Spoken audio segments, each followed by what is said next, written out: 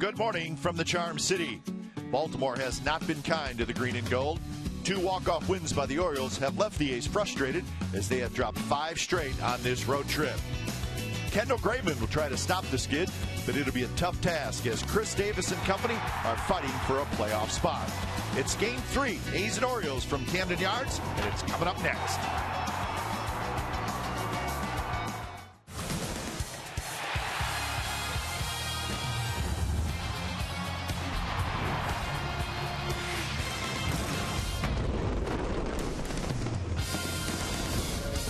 Beautiful day for baseball in Baltimore as we're at Oriole Park at Camden Yards for Game 3 of this 4-game series. It's the Oakland A's and the Baltimore Orioles, and you'll see it right here on CSN California.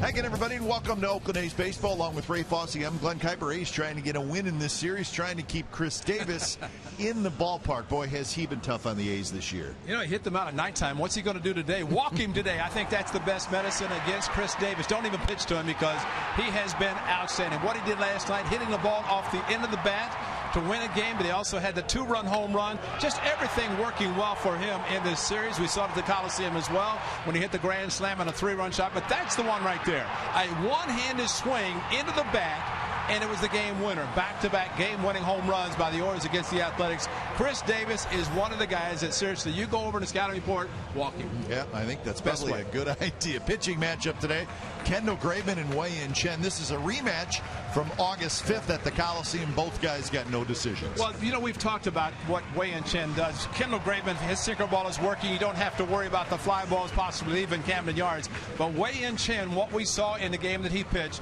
3-2 slider to Valencia, struck him out with the bases loaded. He's going to pitch backwards. He's going to throw off-speed pitches in fastball counts. Kendall Graveman, just keep the ball down, keep the sinker working. He'd like to get back to 500. It's going to take him a couple of wins to do that, but he's good enough pitcher to do that. A's would like to get a win on this road trip. So far, they are 0-5 with today and tomorrow still to play. We'll see if the A's can get that done today. We'll have lineups at first pitch when we come back to Baltimore. It's the A's and the Orioles coming up on CSN California.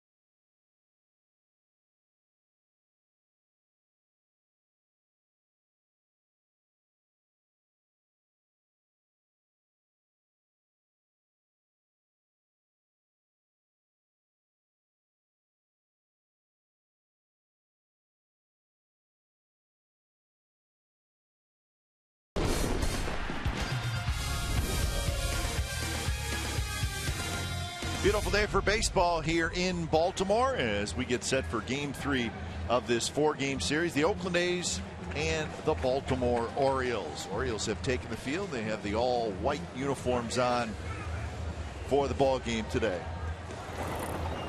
Game time weather is presented by the Santa Cruz Beach Boardwalk. Get to the beach. The admission-free boardwalk is now open daily. It's warm, 90 degrees, and hot and humid. And that will be the weather today. A's will stick around tonight and a night game tomorrow before returning home to open up a 2-game series against the Dodgers at the Coliseum Tuesday and Wednesday. But a little work to be done here in Baltimore. Today, it's just about get a W on a road trip. And this is the group that'll try to do it. Billy Burns will lead off in center. Coco Crisp will bat second and left. And Valencia back in the lineup at third. Fegley is in the cleanup spot today. He will catch. Laurie, Butler, Canna, Simeon in full. That's your Oakland A's starting lineup for today. Well, considering the A's just saw the Orioles in Oakland, they saw Wei-Yin Chen, who starts for the Orioles today. They know what he can do. He's looking for his 7th win. He's 6-6. No decision against the Athletics in the rematch that occurred at the Coliseum. But he also will go with his catcher Caleb Joseph, and as we have talked in this series, he's going to pitch backwards. Expect a lot of breaking pitches, something off speed, especially in a hitter's count. So Billy Burns steps in, and we're set to go. A couple of tough losses for the A's the first 2 games in this series. See, you can't get much tougher than back-to-back walk-off losses on home runs. But that is what has happened, and there's nothing you can do about it. So the A's will try to bounce back today. Burns hitting .296, a couple of home runs, and 26 RBIs. And Billy Burns is 3 for 10 in this series. He scored a couple of runs. Fastball inside. So it was Machado on Friday night. And Chris Davis last night, 1-2. So the last time the Orioles had a couple of consecutive walk-off wins was against the Athletics in 1998. Palmeiro and Lenny Webster did it. July of 1998. Lenny Webster. Swing and a miss, struck him out. So Burns opens up the game with a strikeout. Well, he probably swung at 2 pitches out of the strike zone, but he is an aggressive hitter. Not surprised to see him go after those. Here's the defense. Urrutia is in left, Jones in center, Parra in right, Machado, Hardy, Scope, Davis on the infield, and Joseph is your catcher. So 1 out, and Coco Crisp steps in. Coco batting from the right side. Friday night he had 4 hits, and he's got another one. Down the third base line past Machado, who was playing in. Coco digging for second, and he will be in there with the double. Coco had 3 doubles on Friday night, and he's got a double today. It's almost as if hitting behind, because he hit down in the order on Friday night, but today hitting behind Billy Burns. Burns is the one that's going to be swinging early and swinging a lot of pitches, so nothing wrong with Coco jumping on the first pitch fastball, which he got from Wei-Yin Chen. And one of the things, and we have talked about this, when pitching backwards, a lot of times the Orioles pitchers, when they're ahead in the count, 0-1, 0-2, they'll throw fastballs and try to get the A's hitters to chase, go up the ladder, which we've seen that with Brett Laurie a couple of times in this series, where he swung at fastballs up and out of the strike zone. But this gentleman right here in Valencia got a 3-2 slider. So in counts in which hitters might be looking fastball, you can expect to see something off speed. First pitch outside to Valencia. Sat out last night, back in there today. It's funny they call it pitching backwards. I think it's pitching smart. Yeah, that's true. Because if a hitter's looking fastball, you throw him something other, he may swing at it anyway. See Scope trying to hold Coco close to second base. So an early opportunity for the A's. On Friday night, the A's opened up a 4-0 lead after 3.5 innings. Last night, they had a 3-0 lead after 3.5 innings. So jumping out early has not been a problem in this series for the A's. They just have not been able to hold those leads.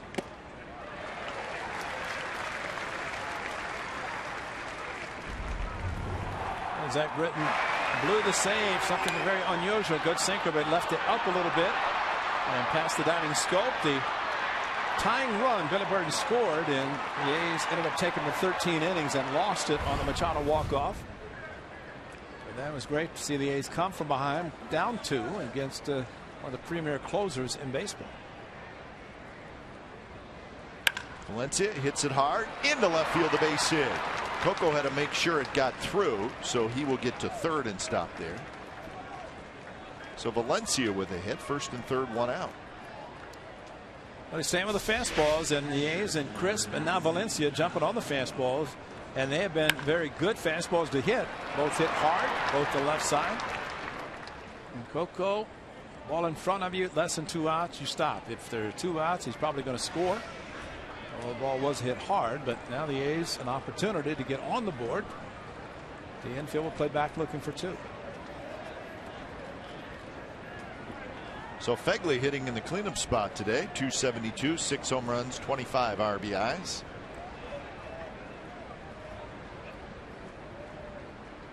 First pitch to Fegley on the inside corner for a strike. You watch Caleb Joseph and Fegley asking about the pitch, but you're going to see this lefty with Joseph as catcher setting up inside with a fastball. Again, lefties like to pitch in to righties, especially more in on the righties, sometimes off the plate. Sets up the good changeup away. That one ripped into the A's dugout foul, over too far into the dugout. That's a breaking ball. That's all he could do. Our cameraman's all right. Got the umbrella, didn't he? Is that the Broccabella? I don't know if that's a Broccabella. I don't think he's got it on his head. I just think it's hanging there, but it could be a Broccabella. Fegley swings and misses. Went upstairs a little bit, did Chen, and he gets a big strikeout. Well, I don't know if we can see it, but Joseph, the catcher, just kept moving up higher and higher. Look at the target. He wants it up high, and that's exactly where he threw it. And like Billy Burns elevated the fastball and he got him. That's a big out because it deprives the A's of scoring a run at third from third base in less than 2 outs. I think sometimes, Ray, when you're facing a soft tosser, and I think Chen, I don't know, I think he could be considered a soft tosser, and he throws a lot of off-speed pitches. You see it sometimes where so many off-speed pitches, and then when a hitter sees a fastball, he's like, that's the fastball I've been waiting for, and sometimes they chase fastballs that aren't in the strike zone because they're just excited to see a fastball. Right. And the elevated fastball, if a pitcher can pitch up in a zone like that, you're going to get swing and misses, especially with a couple of strikes like that. It's a high curve that didn't break down sharply, but first 2 curves he's thrown in this inning, and maybe just try and establish it, a pitch that he's going to need as this game progresses. 1-1 to, or make it 2-0 to Laurie.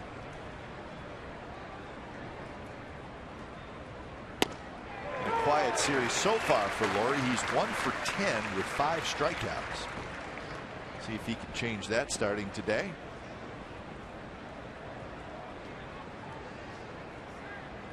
Overall hitting .261.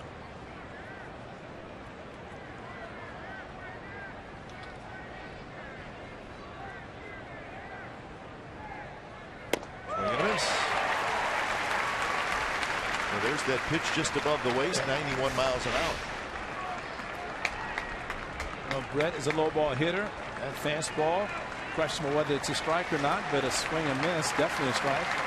And I would say he's going to go right back up the ladder with another fastball.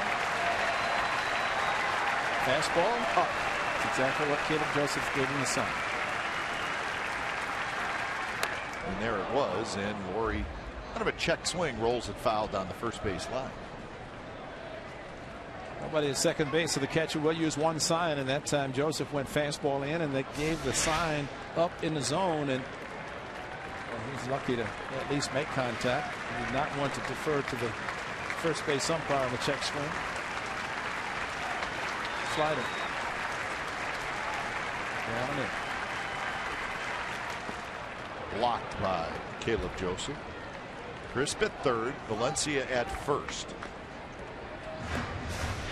Smothered it, which the slider he anticipated and made a good play to keep the ball from going past him, saved a run.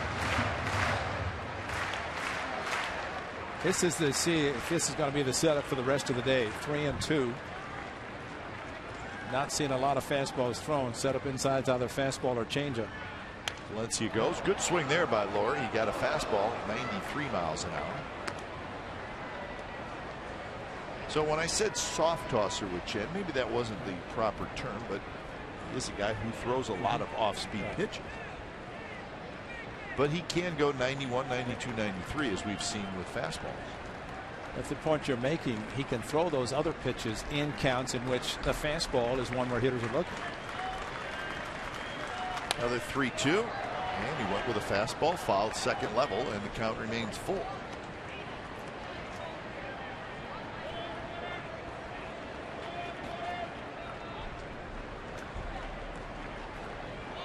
Chen in that start in Oakland went 5 innings. He was not real sharp. Gave up 3 runs. He walked 4. And he's got a good battle here going with Laurie. 9th pitch of the at-bat. And it's hit high down the right field line, well into the stands.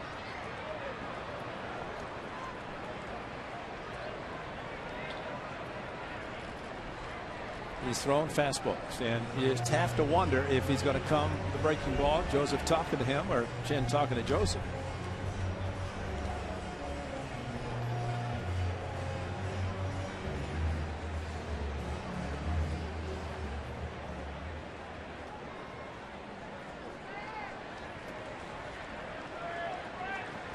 If he throws a slider, maybe I'll hang it, and Laurie can hit a 3-run home run.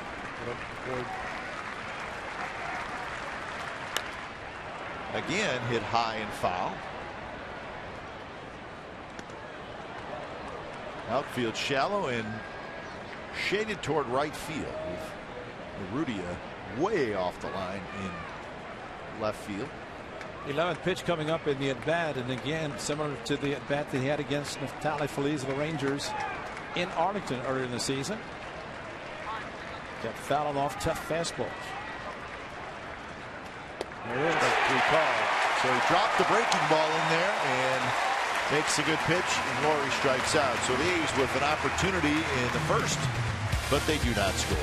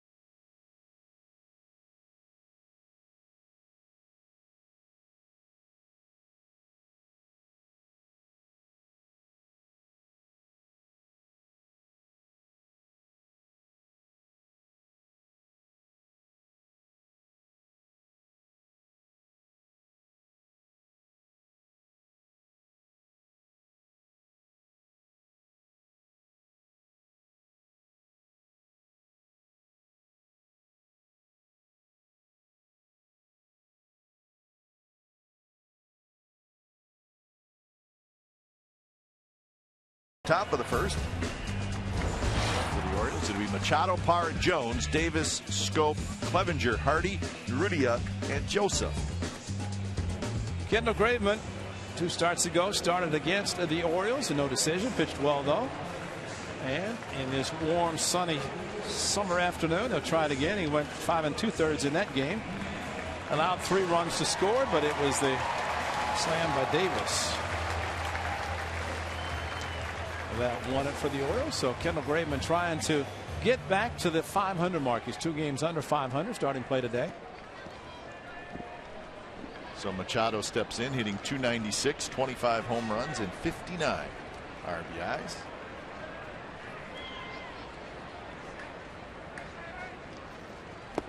Machado is 2 for 10 in the series.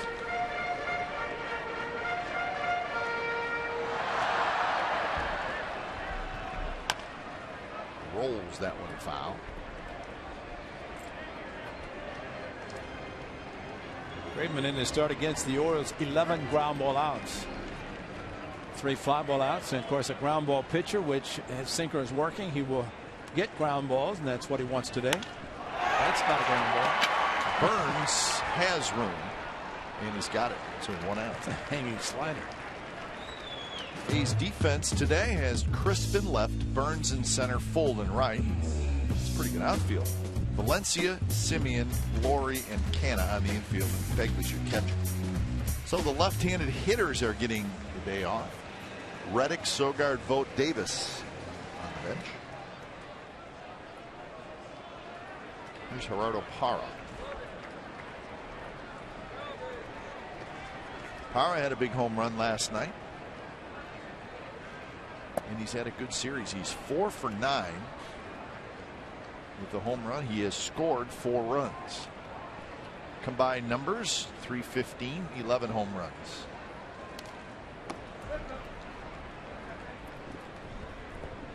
Ron Culpa is calling balls and strikes today. Larry Vanover, the crew chief, at first. Vic Carapazza at second. Adam Hammery is at third. In Los Angeles, where Larry Vanover was umpiring, he came up to see the Hall of Fame, the great one, Vin Scully. Came up in the booth and thought it was quite nice. Well, the home run by Parra that tied the game, a ball off of Chris Bassett that just over the out-of-town scoreboard last year. A single, last night a home run. Also threw out Billy Butler, steaming into second base, a perfect throw, just barely getting Butler.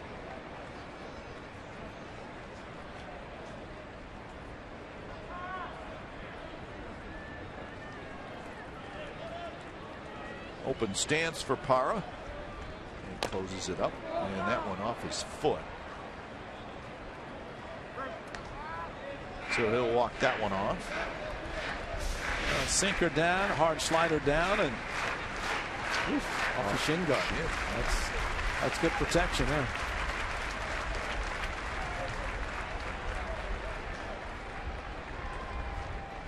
Another 1-2 pitch is belted to right. That's hit well. Full going back, gone. You know, you would think with the first slider he threw to Machado that he hit center field, he hung that one right, would go back to it at this point in the game. Especially the way the ball is going to fly on the breaking balls. If he's a sinker ball pitcher trying to get him to beat the ball on the ground, but that's 2 fly ball outs. And a 2-strike slider, and hit me, and he hit it. Back-to-back sliders, one off his foot, the other one right in the middle of the plate.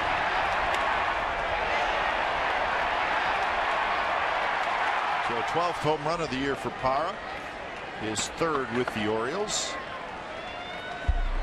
7 home runs now in this series for the Orioles. Seems like each one has done damage. And you look at Parra's numbers, 3 home runs, 3 runs batted in. What does that tell you as a member of the Orioles? And it's a no-doubter.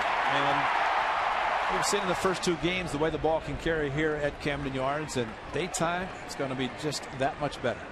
So he has an opportunity, 1st and 3rd, 1 out, didn't score.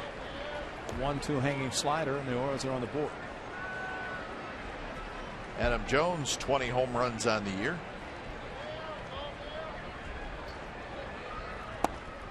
Four for 9 in this series. He homered earlier. He's got 4 RBIs in the series so far.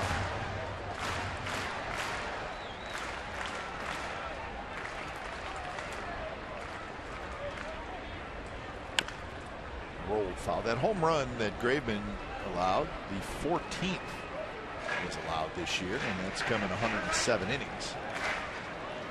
Maybe a higher total than he would like since he's a sinker baller. Yeah, Bautista crushed a home run in Toronto, the hanging curveball, and he was the one who took the hanging curveballs in the first inning, complained, and hit the same one out for a home run later.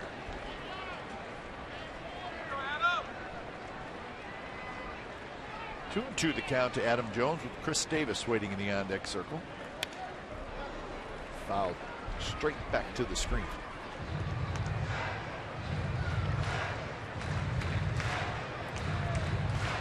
He's looming.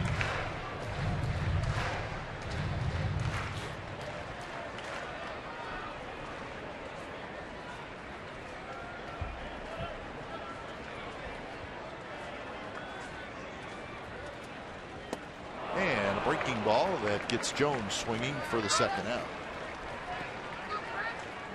So here comes Davis. Adam Jones likes fastballs, and he will do this often. Swinging a breaking ball out of the strike zone. That was a good pitch with 2 strikes. Got him to chase, and even if he'd thrown it and not swung at it for Jones, could have come back with a good sinker, but Raymond got him swinging on a bad breaking ball. Interesting. Yeah. And so here's Davis. That's a great stat, because you think about to lefties, which he probably throws more. That's coming into their swing. Yeah. From a lefty standpoint, the breaking ball, slider, and curveball. Swing and a miss by Davis. 1-1 the count. Good movement on that pitch. Davis 34 home runs and 88 RBIs now. Big series. Now Bassett did that last night. Excuse me, Captain, and kept throwing the fastballs outside and swung and missed and struck him out. Then he made a mistake and he crushed a 2-run home run. Crushed Davis. It's a fair nickname in this series. Yes.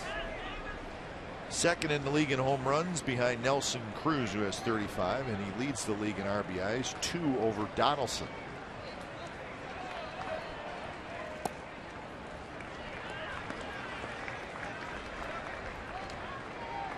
Got his batting average up to 259, which for him is pretty good. He's not a real high average hitter. Doesn't have to be with the damage he can do. Swing and a miss. Got him down and in. Couple of strikeouts for Kendall Graveman, but also a home run by Gerardo Parra. So after one, the Orioles lead 1-0.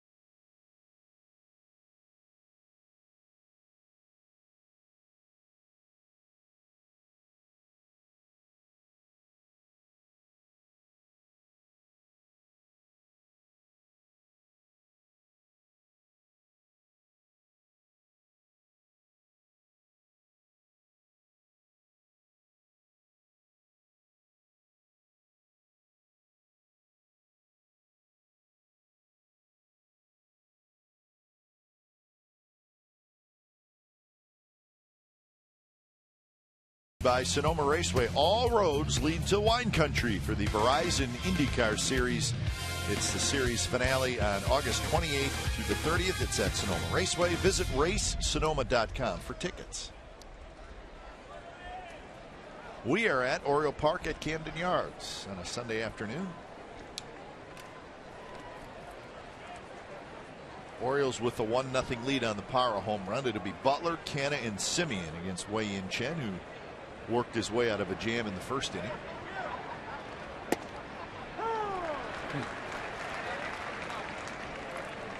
Shutdown inning opportunity for Chen, right around the league average this year.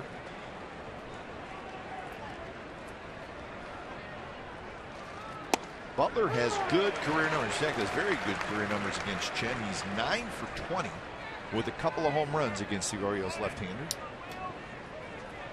Overall 239, 9 homers, 47 RBIs.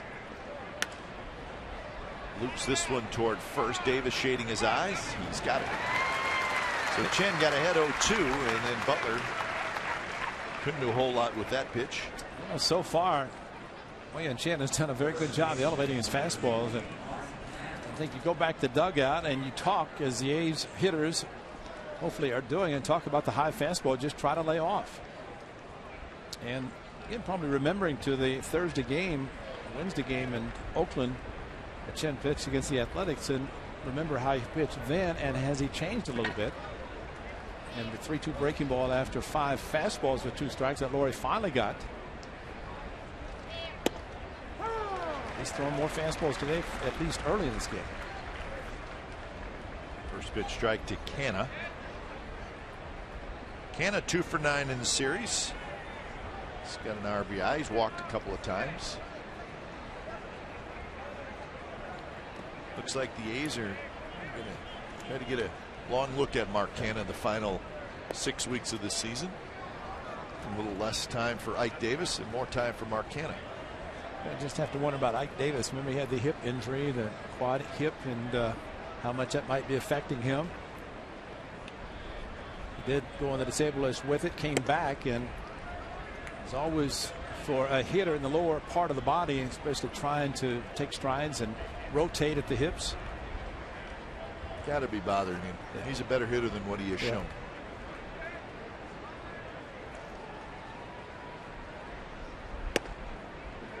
Fastball a little bit high, 3-1. Simeon to follow here in the second inning. Well, Mark Canna has not disappointed anybody with his ability to swing the bat and his versatility in the field. He did last night against O'Day to hit a 2-strike fastball. That he could have taken for ball 4, but maybe too close to take. Plus he looked for it, expanded the zone a little bit, couldn't make contact. So 3-2 the count.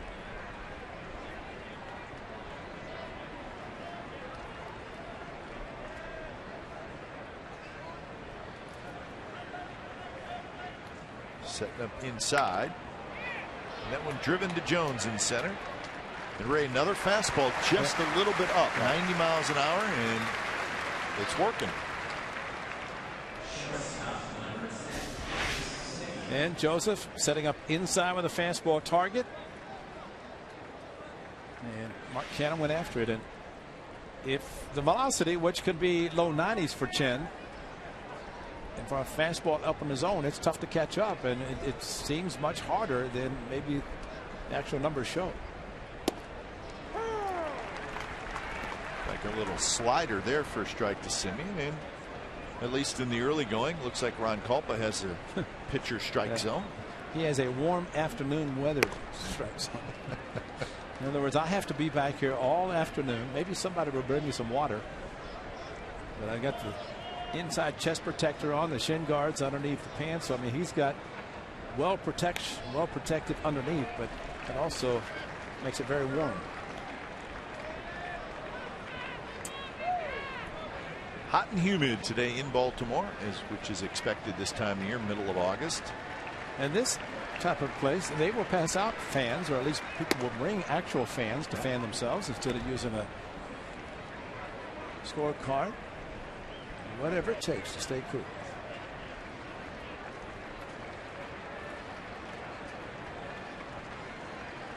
Going inside and up again, and that one a little more hittable, but still in a little bit. Simeon pops it up, and it falls. And somehow Chris Davis, the first baseman, was the closest guy to catch it, and that just doesn't seem quite right. Gerardo Parra really did not come crashing in, and he's shallow. And, no, and that's it's really his jogging. ball. That's his ball all the way. And Davis had to go, and it definitely wasn't Davis's ball, but since they were playing the shift. And this is the good part about this, that Marcus Semien running all the way so that he's not upset, stays at first base, instead gets a double, and he's in scoring position. But you're right, that's a ball the right fielder Parra should have caught, or even the second baseman. Yeah. First pitch to Sanford, a little bit outside, so it goes as a double for Semien. He'll take it. It almost looked kind of like when Davis went after it, threw his arms up like he didn't see it. You know, it's a tough sun, but for him to have to range as far as he did, and he's not the greatest first baseman, and good hustle by Semien, and he got into second base. So a mistake by the Orioles, who do not make a lot of defensive mistakes. They made the fewest errors in all of baseball. They have not made an error in this series. That one will not go down as an error, but a mistake nonetheless.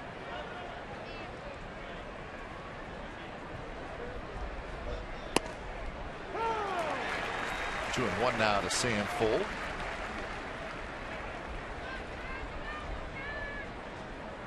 Sam with a home run last night in the third inning.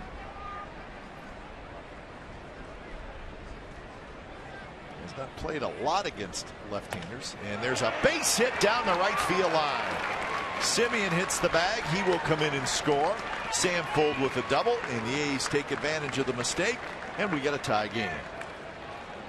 He just threw him a great fastball outside corner, so he decided to come back and hang a slider to him. Sanford all over it. There's your hanger right in the middle of the plate, and Sanford hit it perfectly down the right field line. You're right. Hustle by Marcus Semien. If he does not hustle into the second, Mike Gallego would have had to send him from first base, and that might not have been a run for the A's. So good hustle by Semien, a gift double, and shows exactly what you're supposed to do when you hit the ball. You run hard just in case. 99 out of 100 times you're running for nothing. This time it worked. The A's tie the game. So now Burns steps in. First pitch strike. Burns struck out swinging in the first inning. So 4 hits for the A's in the game, 3 of them doubles. We now have 7 doubles in the series.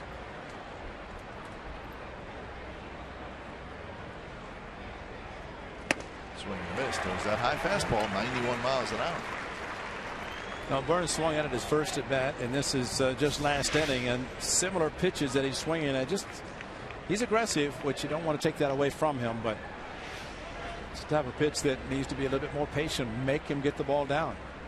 If he keeps swinging, he'll keep it up in that zone.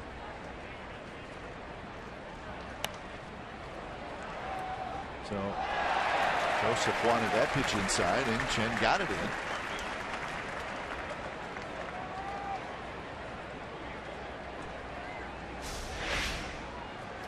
Sam dancing around a little bit, trying to get the attention of Wei-Yin Chen. Now Hardy will sneak in behind him a little bit.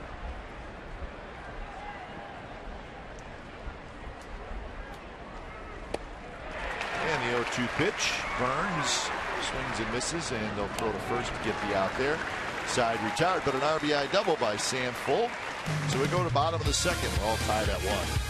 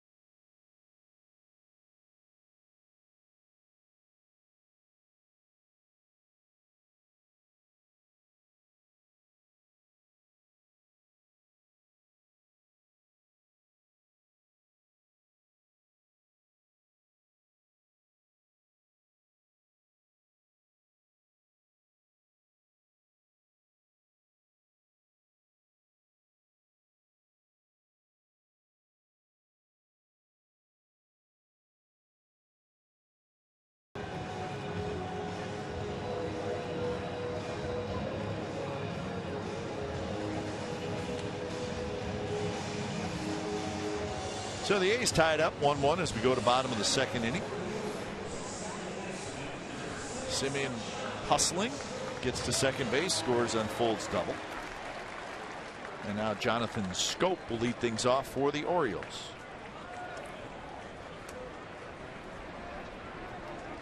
Swing and a miss. Orioles come in 59 and 56. There's the shutdown numbers for Kendall Graveman. Just a shade below the average in the American League. But the Orioles find themselves right now 5 games behind the Yankees in the East, but they're just a half game out of the second wild card spot, which belongs to the Angels at the moment. But the Angels are really struggling.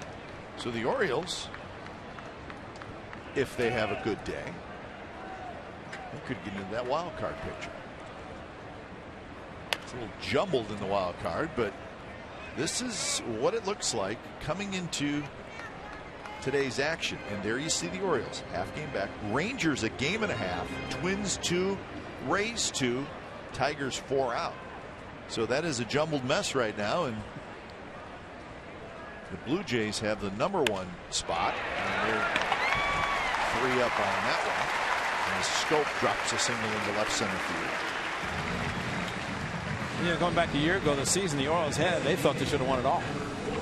And then they ran into the buzzsaw they called the Kansas City Royals, swept by them.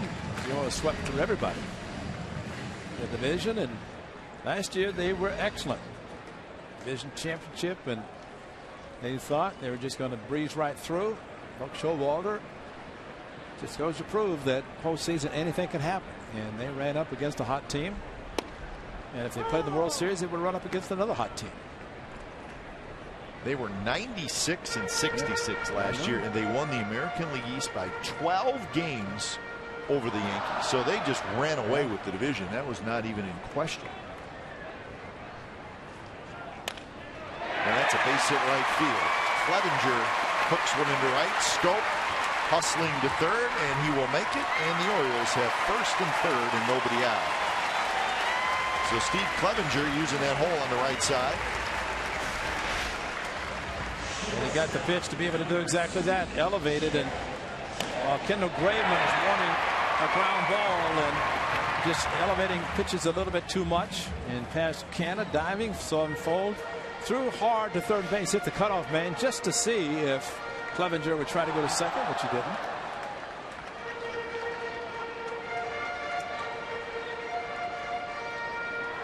So now the hitter is J.J. Hardy.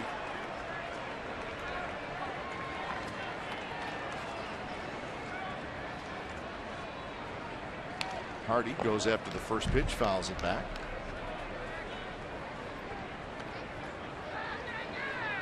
Well, this could be one of those games, and of course the A's tied it with a 2-out hit after the Orioles had gotten a solo home run, but very quickly back with the Orioles, first and third, nobody out.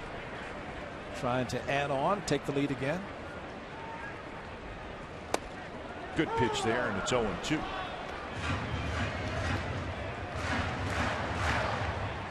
The Orioles last year too, Ray. Matt Wieters out, and Machado missed a lot of time. Machado was not there for the stretch run.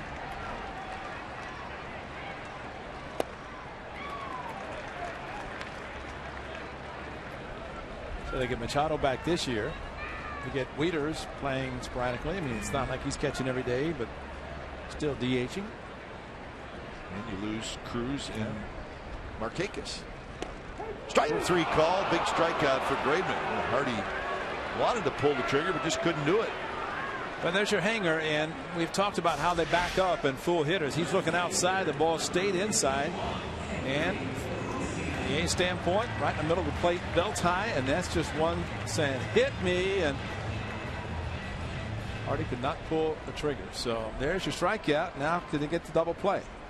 That would be exactly what they'd like to do to get out of the center. I don't know they'd like to hang another breaking ball like that to get a strikeout, but that would have worked. Here's Urrutia.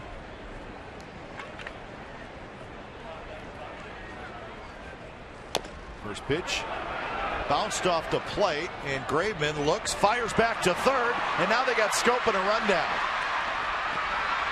Rundown still going on, and now Fegley tags him, and the out is recorded there. So 2 outs, and the runners are at second and third.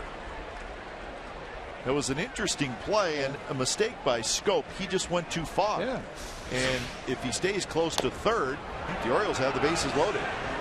Yeah, because he was off just far enough that Kendall Graveman went that direction, and really by the time the ball hit that high off the plate, Kendall Graveman immediately looked to third. And I think you're right. I think it'd have been an infield hit, and it could have been the bases loaded. Ultimately, if he goes to first and gets the hitter, and then it's going to be second and third anyway, but a big out anyway. And I think you're right. It could have been a bases loaded. So mistake by Scope. Good base running by the other two to make it second and third, but still, now there are 2 outs. And Caleb Joseph. So he had 3 things he could have did. Go home, which probably would have ended okay. Stay at third, which would have ended okay. And do what he did, and he chose the wrong one. Wasn't sure whether to go or get back quickly. Well, we talked before, the rule of thumb, first and third, if a double play cannot be turned, you don't run because you only get 1 out. But you don't go down that far to where you can be picked off third base. Because Graveman would have had only 1 play, and that would have been the first as a possibility. Swing and a miss. Hard sinker way inside, and Joseph went right over top of it. That's a hard sinker down and in. And Bassett last night threw some pitches like that were off the plate. Did not get the swings. This time Joseph does, and that's a big strike in trying to get the third out.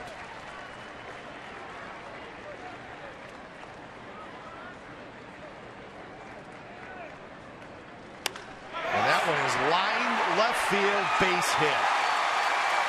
2 runs are going to score. Joseph trying for second, and he'll make it with a slide. It's a 2-run double, and the Orioles lead 3-1. Wow. Another hanging slider. He just threw the fastball down and in, and there's a slider, cutter. It stayed right in the middle of the plate. Speed up the bat, and that's where you get hurt. Man, a chance to get out of the inning without a run scoring. And stayed right there. See the spin? There's your hanger. Just enough to hit the ball to left field. Caleb Joseph now 40 RBIs. Picks up his 13th double. So 3-1 Baltimore here in the second inning. Machado hit a fly ball to center field, his first at bat.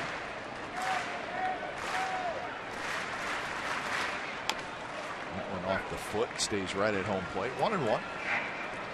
37 pitches already for Kendall Graveman.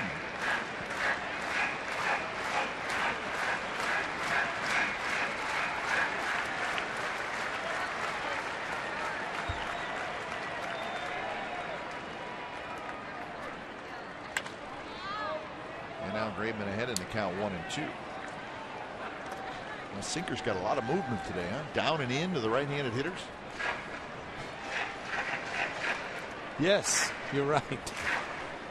And you're looking at me like, why is he throwing it more? I agree with you. You didn't have to say it, but I was thinking the same thing. I mean, I was leading you into it. I know, but I mean, it's such a great pitch. It's such a difficult pitch to hit. And he looks like he just does not have a great feel for the breaking ball right now. Hit high in the air, down the right field line. Back into the spectators. I think every time we see a game like this in which pitches are made and mistakes are made, it's a combination. You have pitcher and catcher. And, you know, many times the catcher say, I make a suggestion. Pitcher decides what he wants to do. There are times that pitchers, in the case of pitchers who have come up and made their first start, as Bassett did with Vogt, and they go with the catcher regardless. And I think sometimes a pitcher can create a problem if he thinks too much about, I'm seeing a sign. Is that the right one? Or do I want to throw this one? And you kind of get caught in between. So they have to be on the same page, pitcher and catcher, to have success. So scoots away from Fegley, but he grabs it quickly. 3-2 to Machado.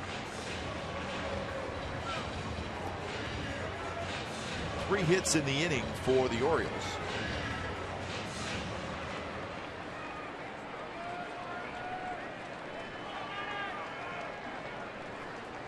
Payoff pitch is hit hard, fair.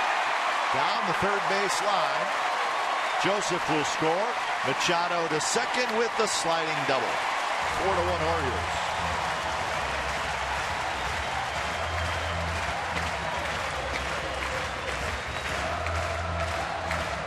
I think you can tell, Ray, that Danny Valencia a little bit of a sore back, and I think you could tell on that play.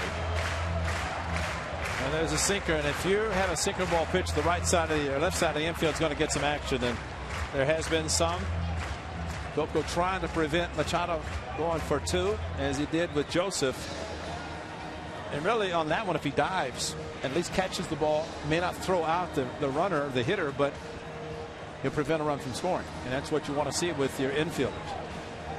But if your back is sore, last thing you're going to be thinking about doing is diving. It has been bothering him a little bit.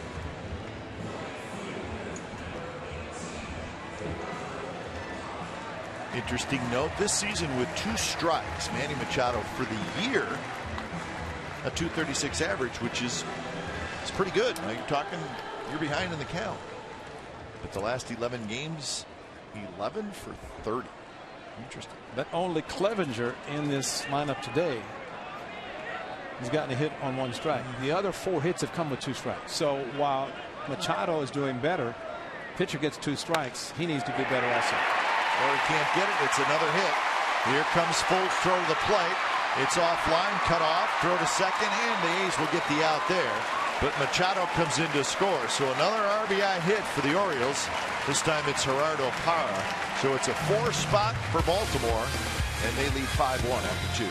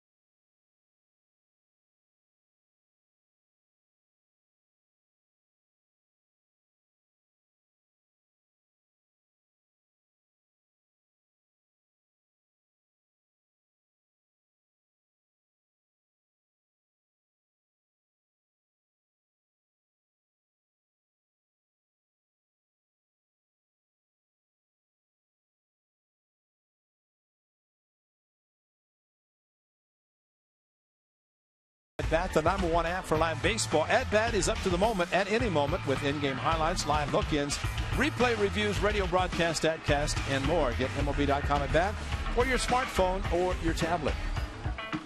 It is warm today and even warmer for the Orioles bats at this point. 4 2-out runs. The A's had a chance to get out of the inning after a play on a rundown, but ended up giving up 4 in a second. So Chen now with a little cushion of 5-1 as he faces Crisp, Valencia, and Fegley, top of the third.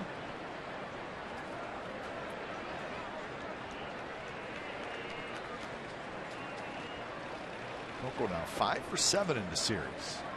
It's good to see him getting things going a little bit offensively.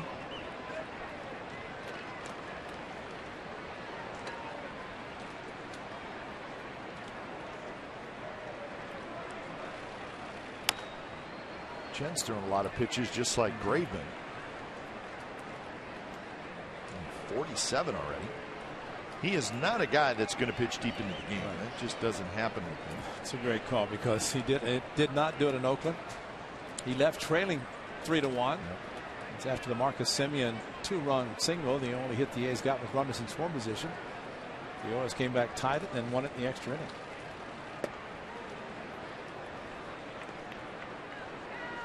And what a manager and pitching coach, really, you have to do it. And you have to plan pitchers around a starter who goes short 5-6 innings, because you have to have guys around him who are going to be going a little bit deeper so you don't kill your bullpen.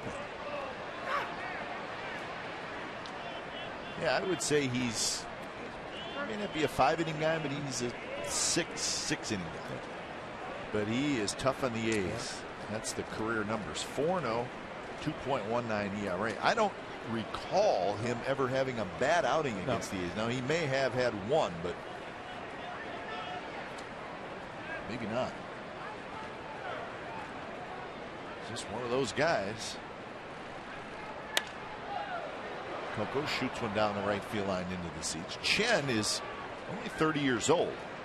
4 years in Japan, and then he signed a 3-year contract with the Orioles with the club option for a 4th year, and this is that 4th year. So he's a free agent. Another guy that name is on that long Orioles free agent list. He had a good year last year, did Chen. He was 16-6 with a 3.54 ERA, made 31 starts. So at the age 30, somebody's going to pay him. Left-handed pitcher and relatively young. So a high off-speed pitch this time, and Coco swings and misses. That is 5 strikeouts for Chen. It was up a little bit, but you're right. It's kind of like a batting practice fastball, and see Coco swing where he's way out in front.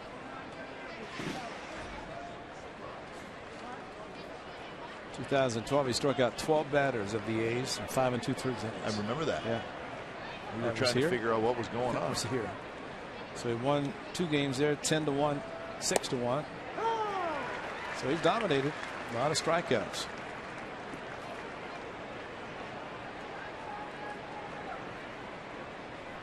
And 1 to Valencia. One of the reasons pitch count gets up a little bit higher because of the number of strikeouts. But you don't like to have an 11 pitch at bat. In the case of Laurie, in the first inning, got him out, but it took a lot of pitches.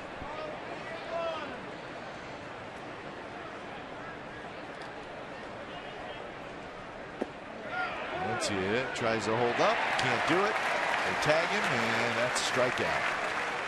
Valencia not happy with Ron Culpa. Well, he appealed to first base. I think it was the first base umpire, Larry Vanover, that made the call. And Culpa went out in front, but then pointed immediately to Larry Vanover. And Vanover thought he went. And that was questionable, but he said yes. That you can give Ron Culpa. He said, I don't want it. Let's go to first base and let the man do it. So here's Fegley, back-to-back strikeouts here in the 3rd.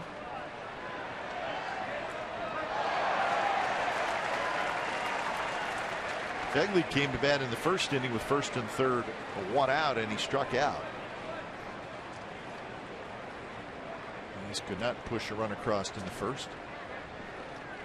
And now it's 0-2.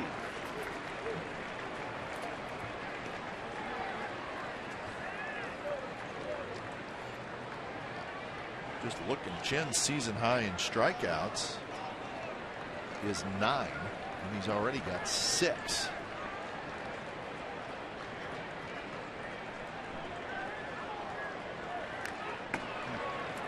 Hey, a high fastball. Yep. There's an art to throwing a high fastball, though. Not easy to do. That's right. And a catcher can give the sign, and I remember Sean Doolittle, when he elevated his fastball, it was the catcher giving the sign and not moving until late. Kind of a late reaction for him. Good pitch there. So he's got pretty good control today. I'm just watching where the catcher's setting up, and he's hitting that area pretty consistently. Even that one got in a little bit on Fegley. It's kind of a fun thing to watch for. How often is the catcher in the area where, or how often is the pitch in the area the catcher wants it? That time Joseph wanted it on the ground. Hung it a little bit, but a breaking ball, thrown a little soft. Joseph gave an initial target of on the ground. Backdoor breaking ball, just barely got off the end of the bat.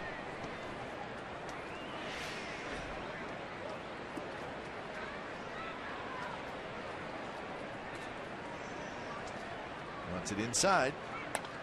And that one got in there. Fegley doing a pretty good job fighting it off.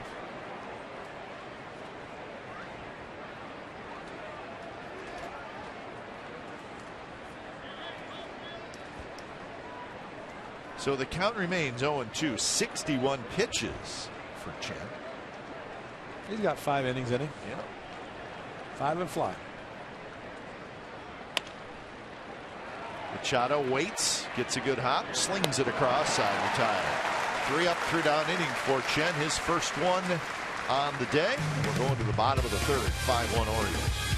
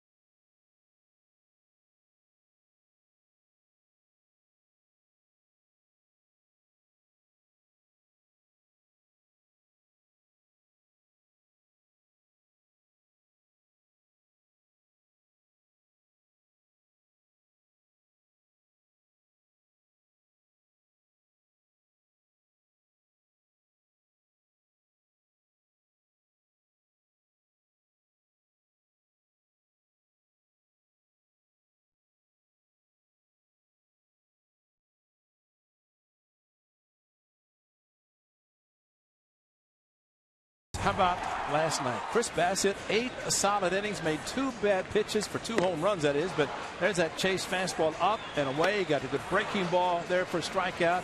J.J. Hardy, look at this breaking ball, sweeping away from him. Did an excellent job, and 2-seam fastball there.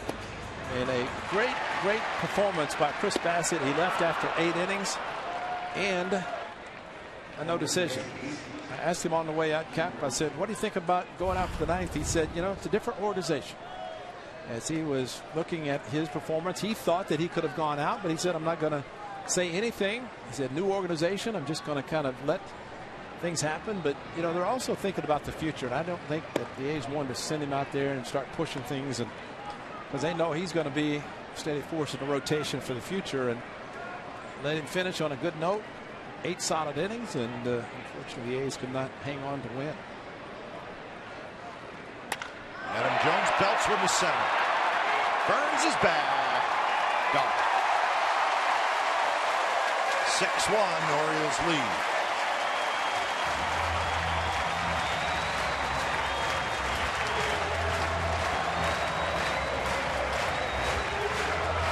Talking to a scout, he said Adam Jones loves a fastball. The only type of breaking ball he really likes is one that's off speed that can extend his arms. Let's see what he does on this pitch. There's your slider that he got to extend his arms, and that's crushed. It sounded like it was going to end up exactly where it did. Look at the spin, and it's just not spinning the way Kevin Graveman is wanting it to. Leave it more towards the middle of the plate. And Adam Jones, who hit his 21st right there, got the hanging breaker. So Dan Otero gets up and starts to get loose. So 8 home runs now in this series by the Orioles. And they've hit 153 on the year, 4th most in the American League.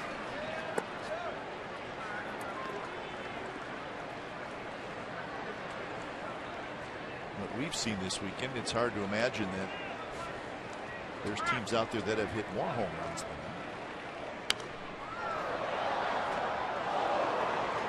Houston still leads in home runs hit.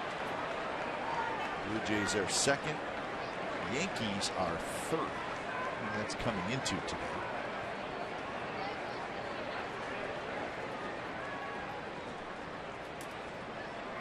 Houston with 159.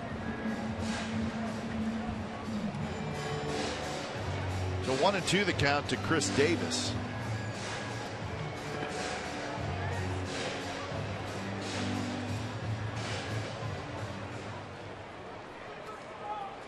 Big shift on for Davis.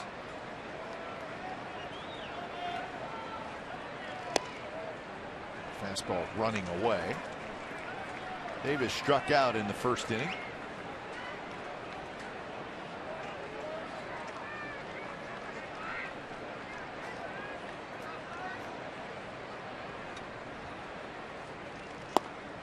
Davis, since the All-Star break, in 25 games, has 15 home runs and 35 RBIs. Pretty good salary drive, huh? Excellent salary. Serious. Good pitch there, and Davis strikes out looking. He does not strike out looking a lot. He usually is up there swinging. At that time, a good pitch by Graveman. Well, the backdoor breaking ball, that's a good one. That's where you want to throw it. He did it perfectly. Outside corner, the backdoor, and there it is. Did not break into the powerful swing of Davis. He thought his ball 4. You know, he's one of those hitters, walks, strikes out, hits home runs. Yes. And that's pretty much his MO. He did hit 2 singles to left field on Friday night against the Shift. And I think if you're that kind of player and you hit 20 home runs, well, then you're probably not helping your team. Exactly. If you hit 40 and knock in 110, well, then you can live with the heavy strikeout total.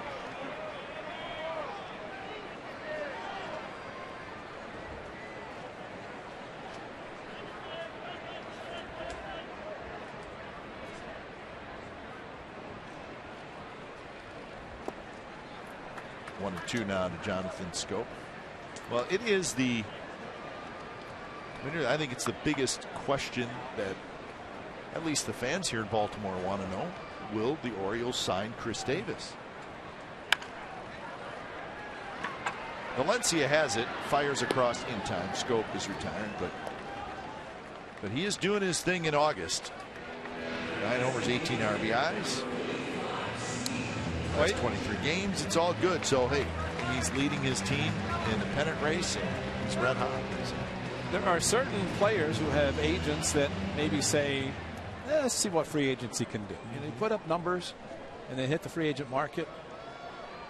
Whereas a club might say, let's try to extend him because he's hot and we want to get him before he hits the free agent market. But really, it's up to the player and the agent what they're going to do. He's only 29 years old, so he is right in the middle of his career. That one's belted to right center field, and that's going to get down. Bounces off the wall. Clevenger with a double, and he's got 2 hits. Well, they like him as a hitter. He caught last night and DH this afternoon.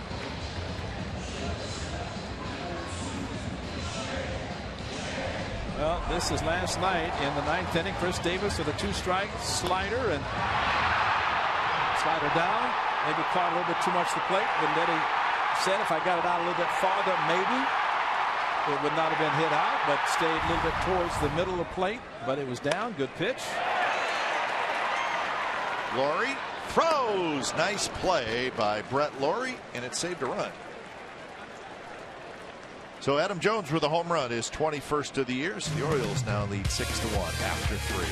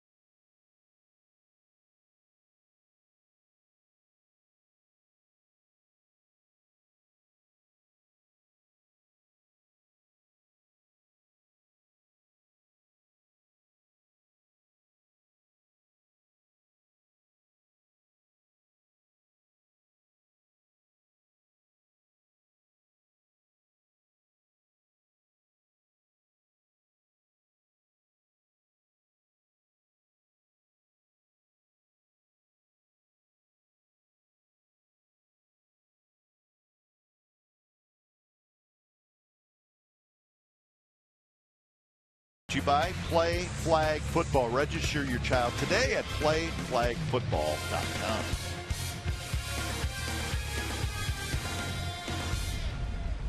Fourth inning here at Camden Yards in Baltimore. The Orioles with a 6-1 lead behind Wei-Yin Chen. Laurie, Butler, and Canna, the 3 scheduled hitters. That's a great swing by Brett Laurie, but it's an 81-mile-an-hour changeup is way out in front. Poster giveaway for a makeshift umbrella, or at least a covering over the head. Yeah, it's a life-size Chris Tillman poster. Chris Tillman, the pitcher, who pitching tomorrow. So the fact that it's life-size covers 4 people. That's right. That's great. That one is belted to left, and that baby's gone. Laurie homers, and it's 6-2. Number 11 for Brett Laurie. Throw him a breaking ball, he will do that. Swinging at high fastballs, but a good swing by Brett Laurie on a breaking ball. It looked like it was down. He went down and golfed it. There it is. That ball is about shin high. Go down and get it, big boy, and he did. And that's his swing. What a ball jumps here, doesn't it? It does. Wow. Yep.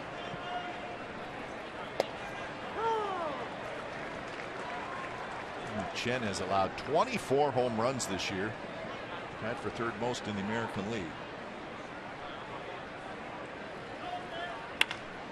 There's a base hit for Billy Butler. He hits it hard in the left field. Teammates in Kansas City, Chen and Butler, so that was an 83-mile-an-hour something. And he's going soft all of a sudden. He's got a lot of run support, and Buck Showalter might not wait around for 5 innings to see if he can qualify for a win. Butler stayed back on that changeup very nicely and crushed it to left field.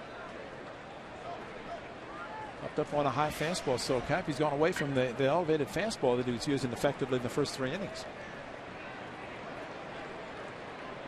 So Canna steps in. See if the A's can string together a bunch of hits, close the gap here a little bit. 6-2 now. Those Chen home runs, 24 allowed now.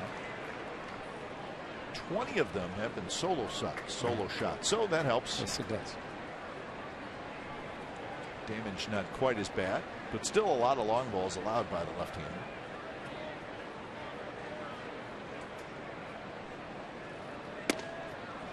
One and one to Canna. Hit a fly ball to center field his first at bat.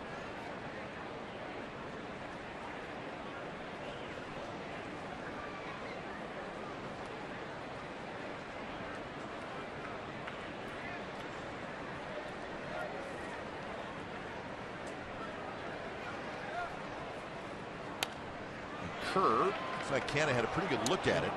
Fouls it back. Now, for some reason, the Orioles are not holding Billy Butler at first base. It's not a game in which the A's might not run. Billy Butler might not run. No.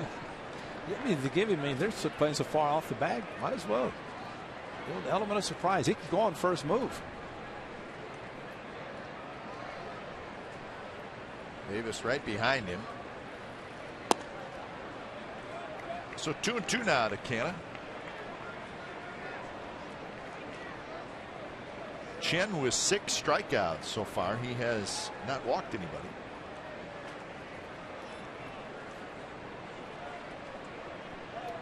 He's got 6 hits off him. And they're doing a lot of that. Yeah, this is not the game that Ron Culpa had hoped for. He got 225 last night with Adam Emery behind the plate. But your home plate umpire on a muggy, sunny afternoon, you want pitchers that throw strikes.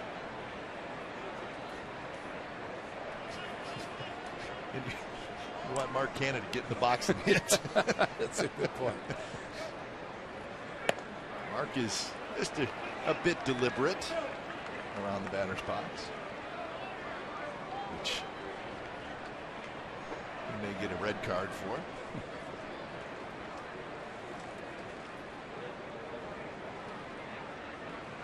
Now he's ready. 3-2. Guess Butler's not running. And this one is popped up right side of the infield. Both Orioles fighting that sun. It ends up being Scope who grabs it. So one away here in the top of the 4th. A run in on the Laurie home run.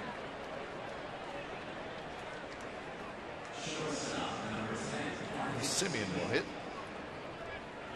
Simeon in the second inning hit a high pop-up that Chris Davis got a glove on it, couldn't catch it. It landed between 3 Orioles, and it ended up being a double. Again popped up, and again Scope shading his eyes. It looks like he's got it, and he does.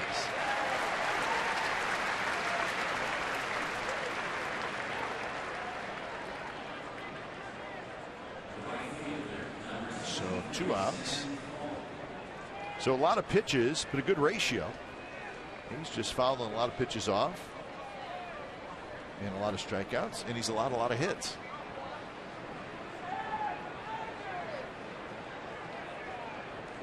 He has found. I keep the 2-strike foul balls, 14 foul balls with 2 strikes. And of course, it's called not having the put away pitch that avoids those extra pitches. So pick 14. So we're looking at 62 pitches normally, but then the A's found him. Laurie alone in the first inning fouled 5 after getting 2 strikes. Fold hits it right to the second baseman Scope, who flips to second, side retired. Brett Laurie with his 11th home run of the year. So the A's get a run back. We're going to the bottom of the 4th. It's the Orioles 6 and the A's 2.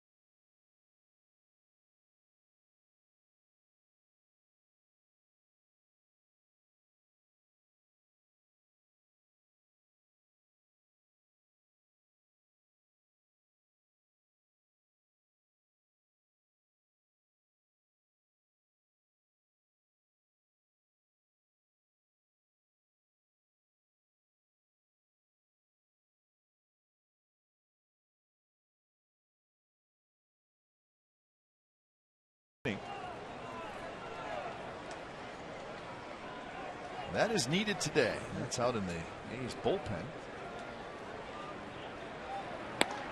Not too long ago, they had heaters out there. But today, get the wind circulating.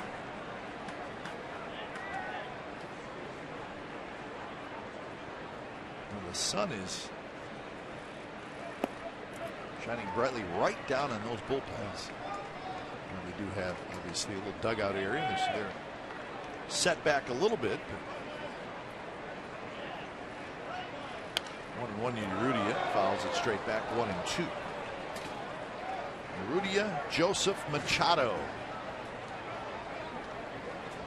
The bullpens out in left center field, stacked. Can hang out up on top of the bullpens if you want.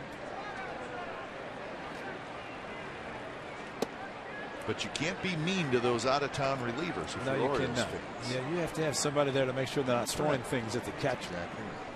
So he's distracting the catcher. Tiger Stadium was like that. They had the overhang down the right field line. Burns hustling back toward the bullpens. He reaches up and he makes the catch.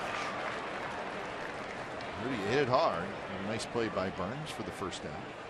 So that overhang got you at Tiger Stadium. Well, the problem, you'd be warming up pitchers, and we didn't wear masks or all full of gear and everything. You warm up a pitcher, and all of a sudden you see some debris flying in front of you when the ball's been thrown.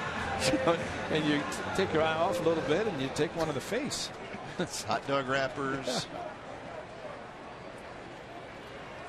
Fans are nice here. Yeah.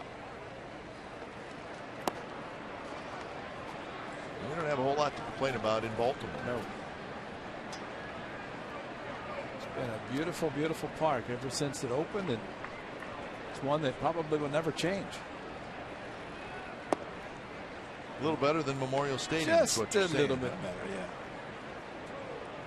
The short left field porch is about 309 down the left field line. Still hear Earl Weaver screaming. I remember about Memorial Stadium just from watching it on TV is I remember the 1979 World Series, and the field looked terrible. It's a football There field. was football lines all over. And I know No, that's right. us folks with the A's shouldn't talk much You're about right. football lines, but the point was it was the World Series. That's right. And Yeah. the field looked horrible on TV. It may not have been that horrible, but it did not look good on TV. No, it looked the same way in real life as it did because you'd go in there late in the season, just like any of the multi-purpose stadiums, except the Riverfront or the turfed stadiums where they played football, which it didn't affect them. The Colts. Yep. Played there for many years. Johnny Unitas. High top shoes, right? Yep. Johnny U, number 19. The Ravens football stadium is right behind us, just on the other side of the freeway. Which they share the same parking, I think, of Oriole Park, Camden Yards here. Which I hope the schedule makers always get it right, that there's never a baseball and football game at the same time. I don't know if you could do it. I don't think so. Well, it happens, I think, in Arlington, Texas now with the new giant stadium they have next to the ballpark. 3-2 pitch is high, and Caleb Joseph has the one-out walk. Well, Bob Melvin, it's almost been batter to batter, and I think the last batter was just faced by Kendall Graveman. And so at 70 pitches and a struggle all day, Bob Melvin's going to the bullpen. So when it's time for a change, think Speedy Oil Change and Tune-Up, your oil change, tune-up, and repair expert. So Otero's coming in as the A's trailing 6-2 here in the fourth.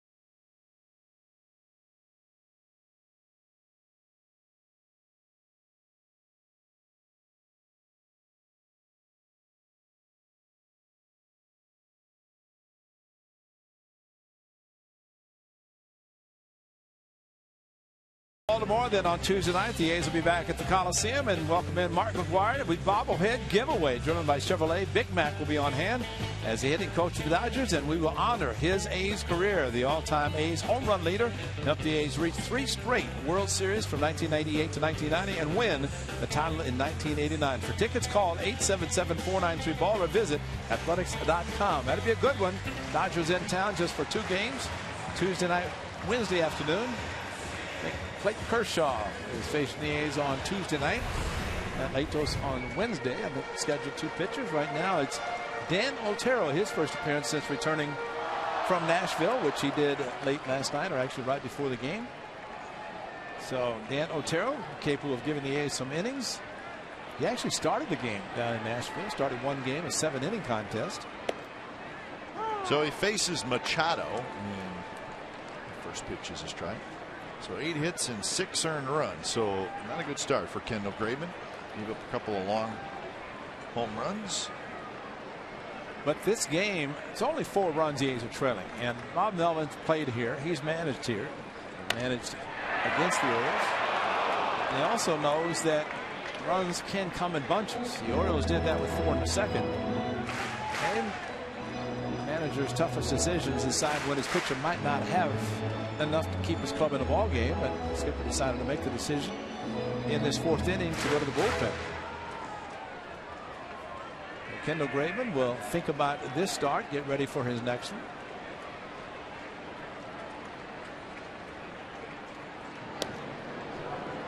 And what Chris Bassett did last night for 8 innings allows Bob Melvin to do this today. That's true.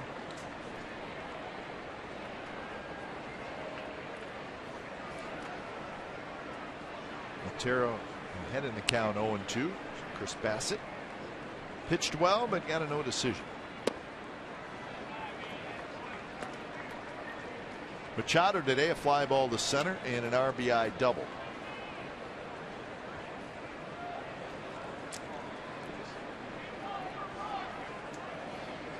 He is 3 for 12 in the series with 3 RBIs.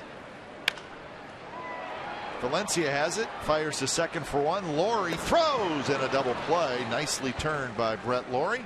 And that'll do it. That's 3 outs, folks. Trust me. Yeah, come on, Mark. Come on, everybody, come on in there. I wouldn't lie to you guys. Everybody off the diamond. What it's a 3 play outs. by Laurie at second base, man. He had Joseph going in. What a great play.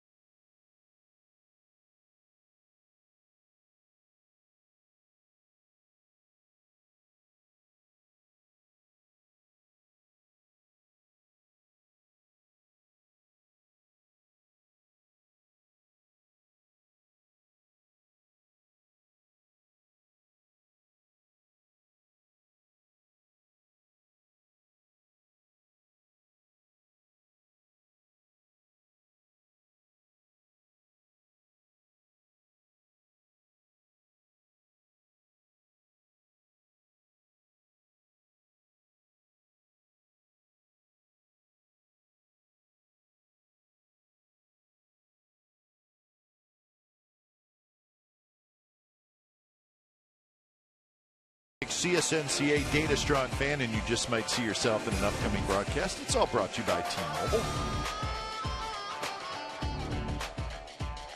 Lots of sunshine and hot weather today here in Baltimore. 6-2 Orioles lead, top of the 5th inning. Wei-Yin Chen will face the top of the A's order. Burns, Crispin, Valencia. Billy Burns has struck out twice so far in the game, both times swinging.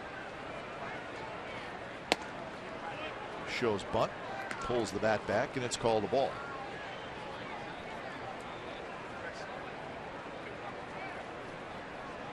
Well, the A's have been very good about battling right down to the end and trying to stay in the games. And again, only a 4-run deficit at this point. But you just want to keep it at that. And that's why perhaps Bob Melvin decided to go to Dan O'Terry. Got a big double play ground ball. He's back in the dugout.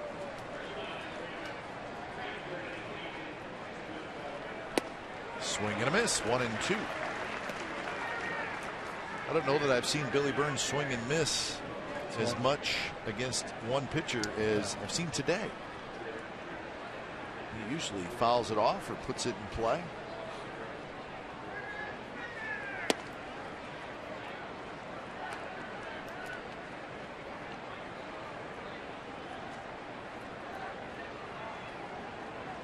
Burns is 3 for 12 in the series. Set up inside, and it's fouled to the screen with a high fastball.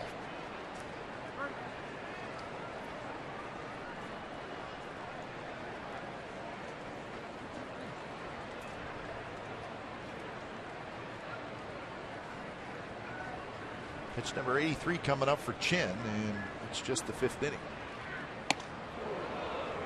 Slider, late breaking slider, and it's inside. And you might not be saying much more than just the 5th inning and after this, because if he's approaching 100, sure Buck Showalter will not hesitate to go to his bullpen.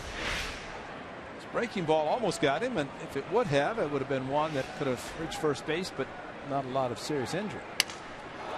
Broken bat, and the ball rolls foul, and the bat sticks right in the ground. Not good. That is not good.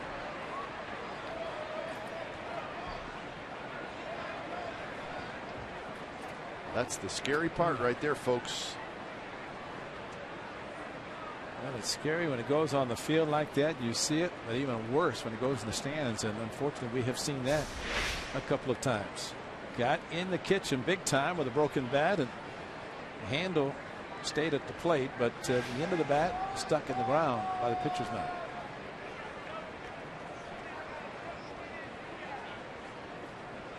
Steve Yeager, many years ago when he was catching, actually got hit in the on-deck circle with a broken bat. That's when he designed the extension.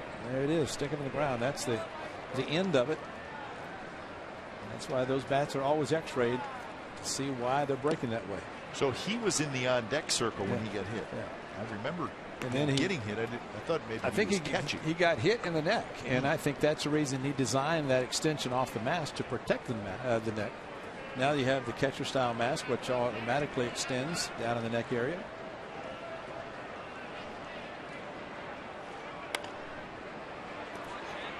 And it's going to be Chen, the pitcher, who grabs it. And Chen just stayed in on Burns, and he ends up retiring him. One away for Coco Crisp. Well, Ray mentioned Clayton Kershaw on Tuesday. There was a possibility that it would be Sonny Gray against Clayton Kershaw, but now the A's have announced that Sonny is going to pitch tomorrow. So Sonny will pitch right here in the series finale. A's have not named a starter for Tuesday. Dubront is an obvious possibility. None of that has been made official. When Mickey Morabito, the director of team travel, makes a reservation for Tuesday night's pitcher, we'll know, because that pitcher will be flying home. Doubt that the pitcher will be on the plane following tomorrow night's game. So we'll probably know that for you tomorrow. So Sonny Gray and Chris Tillman. And again, that's a night game. We'll have it for you right here in CSN California. Coco drives one left field. Urrutia gets back a couple steps in front of the warning track. He's got it for the second out. Well, in this ballpark, anything that goes up in the air and you see the outfielders move back at all, you think it's got a chance to get out of the ballpark. And it probably does, but that one not quite deep enough. 2 away for Valencia, who has singled and struck out.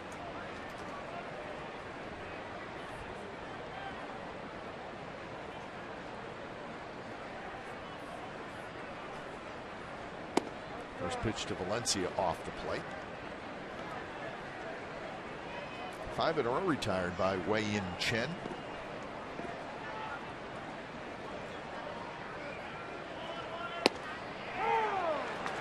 Chen's last start, he was very good up in Seattle.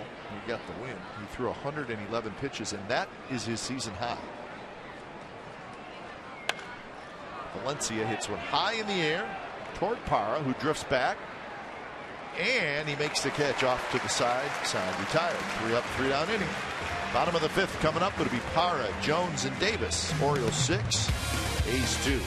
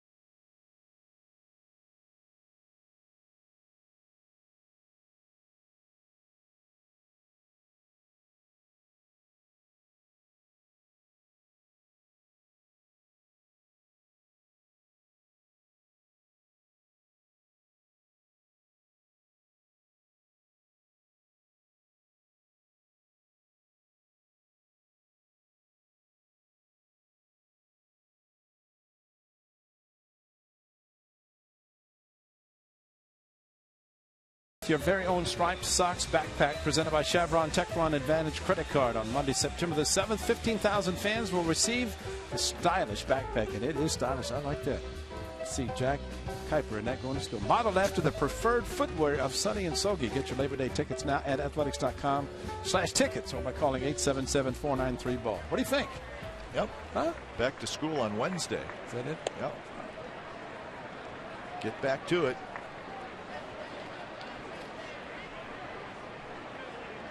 Big day for Parra, 2 for 2.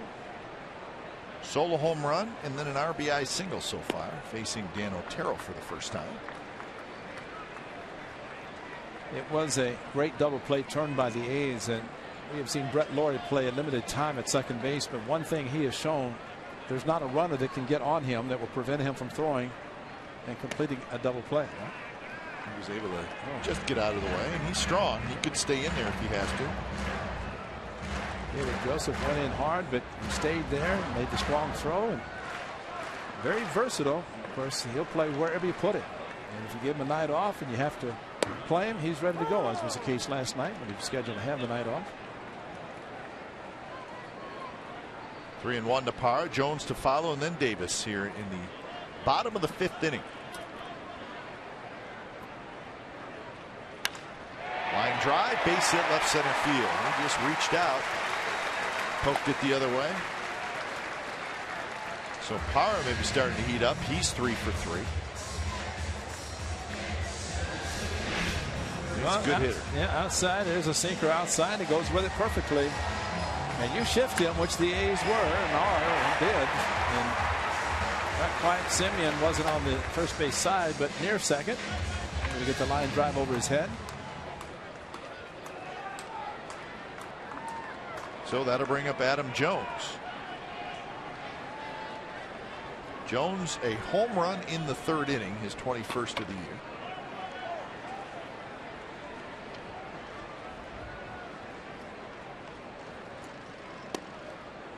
Good pitch on the outside corner.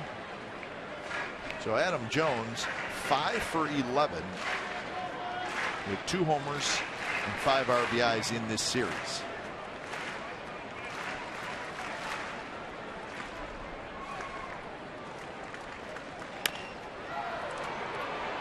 Shallow center. Burns coming in, and Fold is the guy who ends up diving for it. He can't get it, and it's a hit. Burns was playing over toward left center, so it was going to be a tough play for him. Sam Fold made a dive, could not come up with it. You see where Burns was playing, and Jones hit it just right. The triangle, an excellent play again, attempted by Sam Fold, just came up a little bit short. Well, Sam is not afraid to go headlong, leave his feet, just could not come up with it.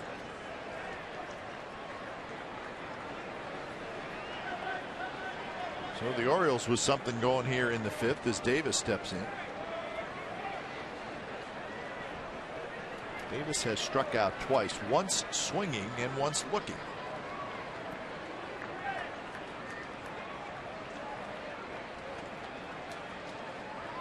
First pitch, line to left, and that's a hit. Drops in front of Coco Crisp. Parra will come in to score, and it's 7-2. So Chris Davis, it almost looked like he was trying to go that way. He just took a nice swing, ball moving away from him. And it's smart hitting because he knows that Dan Otero has a sinker ball, that he's a sinker ball pitcher, a ground ball pitcher, and look at Parr going that way, Jones going to right field. And now Chris Davis does that. Again, Friday night, 2 singles to left field. Davis now with 8 RBIs in this series. Still nobody out for Scope. Scope takes a strike.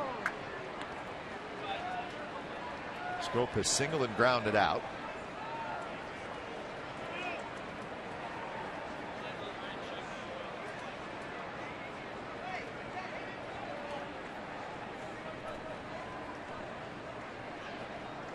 So 11 hits now for Baltimore. Make it 12. This one's dropped into right field. They'll hold Jones at third as Fold gets it in. So 4 consecutive singles here in the 5th inning, a run in, and the bases are loaded with nobody out. Kurt Young's going to visit Dan Otero, but really this is where you have to credit the Orioles. Yep. Because that's 4 opposite field hits, the first 4 hits in this inning. They're staying back, they're not rolling over, and really taking advantage of pitches that Dan Otero's making good pitches, but the Orioles hitters are just hitting them where they're supposed to. Looks like a confident group of hitters, doesn't it? Absolutely. So 7 runs scored today and 19 runs in this series for the Orioles. 36 hits in the series. And now Clevenger steps in. Clevenger's had good swings today. Singled and scored in the 2nd. He doubled in the 3rd. First pitch. Laurie is going to get the out at first. It'll get a run home as Adam Jones steps on home plate to make it an 8-2 game. So a very productive out by Clevenger. He gets the run in and moves both runners up. I think when Dan Otero gets a ground ball, they can't get 2 outs. And Brett Laurie did not even look to second base. Scoped the runner at first, got a pretty good jump, so he just, he being Laurie, just immediately thought to get to first base. Infield comes partially in. first pitch to Hardy is a strike right at the knees.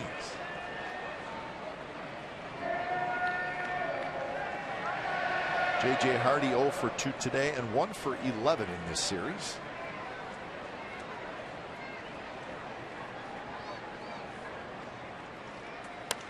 That one reach for. Otero ahead in the count over 2.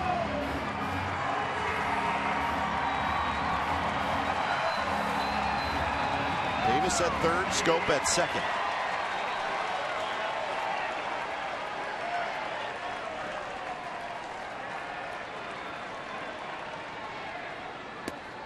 And Hardy swings over top that good sinker. And that's out number 2. Hardy just does not look right, does he, Ray? Well, I asked him yesterday, and there had been some talk about his back issues, and I think he's playing like he has a bad back. And talked about Danny Valencia taking the night off last night and didn't dive for a ball with the ball going past him, but I said something to him yesterday. I said, how's the back? And he goes, you know, so I mean, that was enough, but he still plays. And you know, I think he knows the importance of his defense, and Buck Showalter's manager knows the same. But game is hard enough when you're healthy. Said that over and over. Very rare do you ever play the game when you're 100%. Maybe the first day of spring training, that's about it. But after that, there are going to be bumps and bruises, and just a matter of. Base hit center field by Urrutia. 1 run scores, 2 runs score, and it's 10-2. It's a 4 spot for the Orioles here in the 5th. Henry Urrutia with a 2-run single. Well, Urrutia did exactly what Joseph did in the 2nd inning, which was huge, because that turned into a 4-run inning with a 2-out double. And this time, this is 2 outs as well. Runners at 2nd and 3rd after the big strikeout. Comes through with the hit. Angels not going to throw out the trailing runner anyway, but a huge hit. Looks like he's going to get loose. It's another opposite field hit. Opposite being left center. So 5 hits in this inning, all singles, and 4 runs scored as Caleb Joseph steps up. He's the 8th man to hit in the inning. Drives that one foul down the right field line.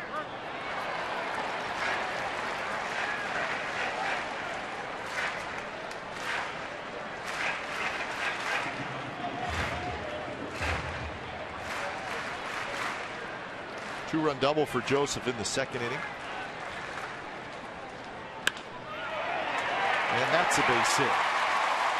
And Urrutia will hustle around 2nd. He will go to 3rd. Now 6 hits in the inning. Just out of the reach of Simeon. Well, he pulled the hands in. It's not, again, a bad pitch on the inside part of the plate. And an approach by the Orioles in this inning that has been very impressive. I hate to say it when a pitcher's making a good pitches, but sometimes you have to look at what the hitters are doing. And this is the 9th hitter to hit in the inning, and every one, with the exception of J.J. Hardy, who swung at a bad slider or a bad sinker down and in. Rather had a very good approach. Machado goes after the first pitch. Skies one to shallow left. Simeon out, Coco in, and they collide. They're both down. 2 runs are going to score. Boy, let's hope they're okay. That was a pretty significant collision by Simeon and Crisp.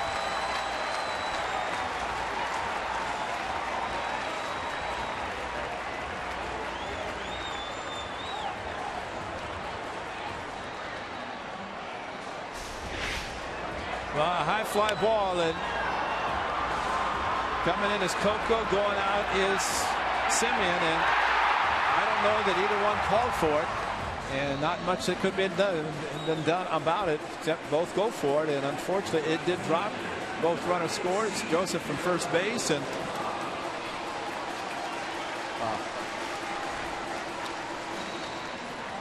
So it goes for the Athletics on this road trip. And for Machado, it's a 2-run double.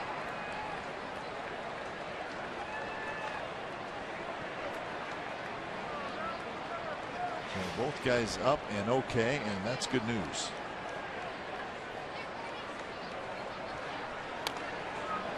So 6 runs are in here in the 5th inning, and Parra hits for the 2nd time. He started it with a base hit.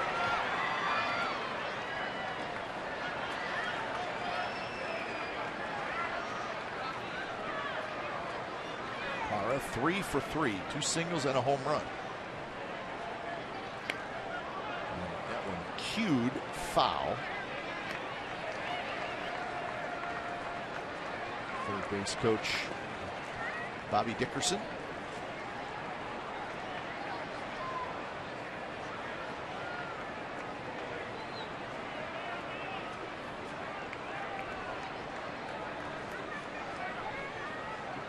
So Otero ahead in the count, 0-2. Parra, left center, and it falls. And it rolls past, and Parra to second, and Machado scores.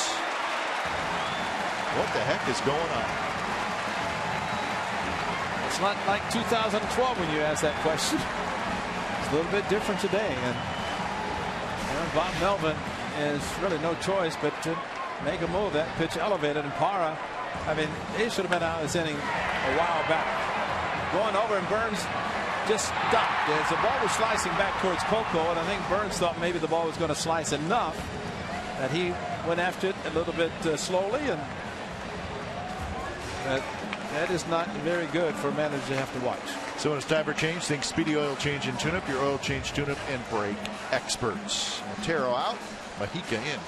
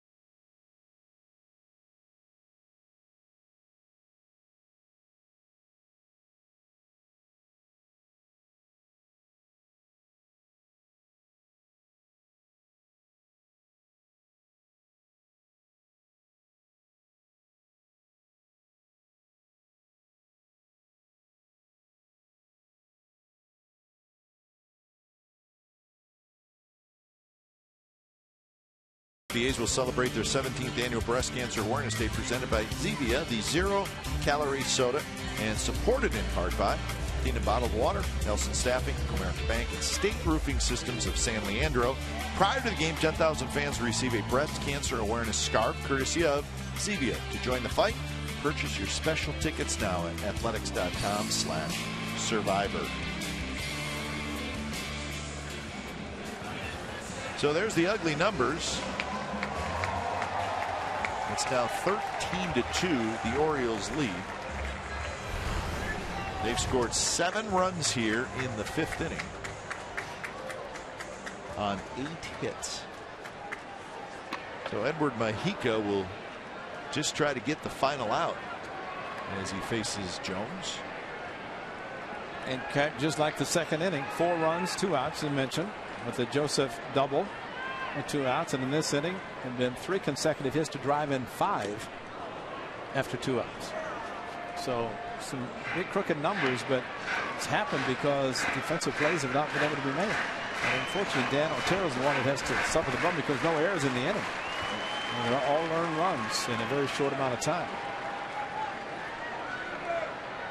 0-1 to Adam Jones, who's 2 for 3. Strikeout, homer, single, and 2 runs scored for Jones.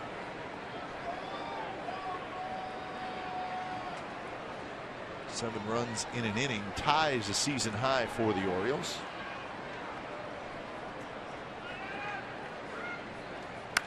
That one hit high and deep.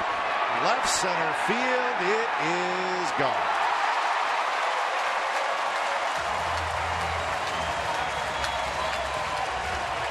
I wonder how Ike Davis is feeling. You mean his left arm?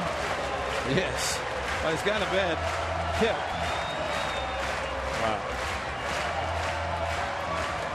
Well, we talked about the weather being perhaps an issue, the weather ball is carrying. These Rockets have not needed any help. That's a. I mean, if Mojica threw that one and looked, he knew it was gone. I don't know that Billy Burns could jump that high in the bullpen to catch it. That was crushed just like the other one was. And then Davis lines one just foul down the right field line. And sadly, these guys are teaming off like it's batting practice, and they're just feeling nice and easy. And you know, the old saying goes, and sometimes pitching happens, and you know, why get upset and throw at somebody? But if they're taking swings like they are right now, sometimes you have to pitch inside to at least let them know you're going to do it. The baseball is loose down and way down in the right field corner.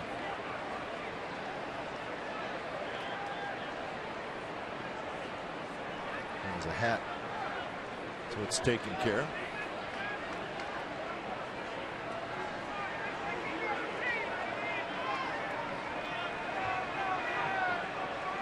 So Mojica ahead of Davis. And Davis lines one. Fold coming in, and he'll play it on a hop, and it's another hit.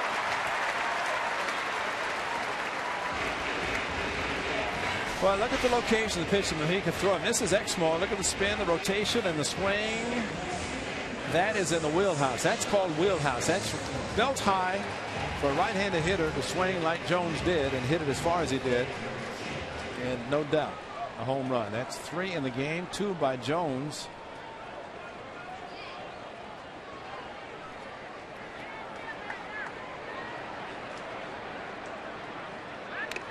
So the first pitch to Scope is foul.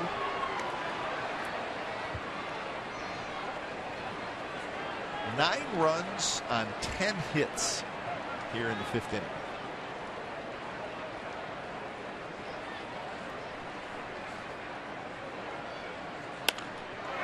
And Simeon grabs this one in the air side, retired. So a 9 spot for the Orioles, and we're headed to the 6th inning. It's now 15-2 Baltimore.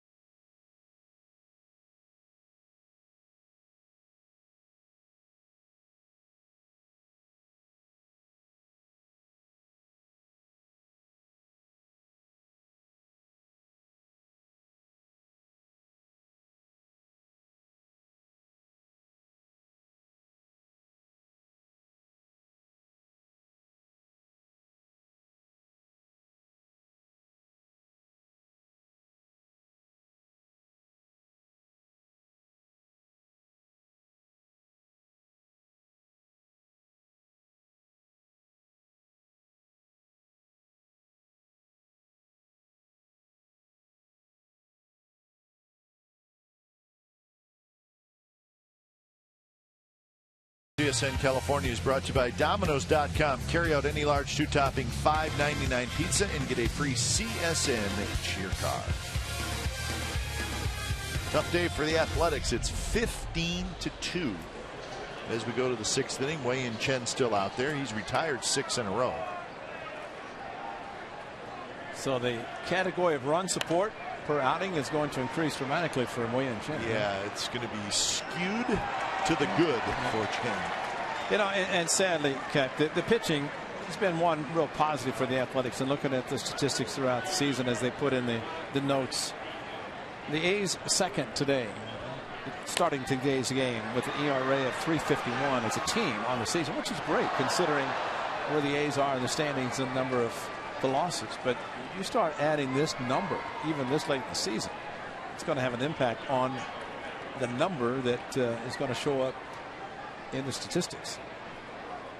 And they're all earned runs today. Yes, they are. Not one. I mean, on one hand, with the A's are last in defense, which a .978 defensive percentage, but all earned today, which definitely hurts the pitching side. And for Dan Otero, an inning and a third and 8 earned runs, so that's too bad. Yeah. 1-2 to Fegley, who has struck out and grounded to third.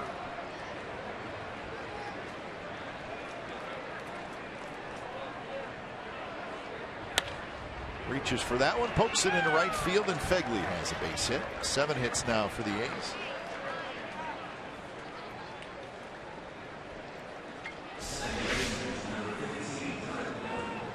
Outside fastball, great job going opposite field, and struck out in his first at bat, hit a ground ball on a changeup, on a check swing actually. No, that was the 5-3 on the 0-2 changeup, and then this one going opposite field, which is a good approach.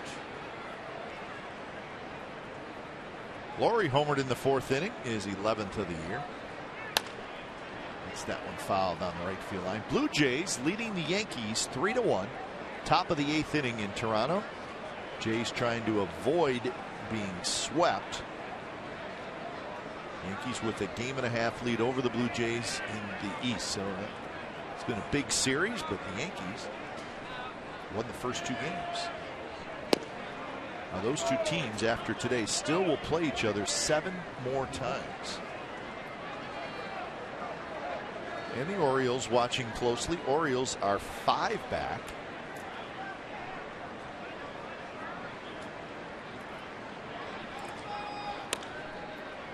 Machado hits him in the leg, and everybody's going to be safe.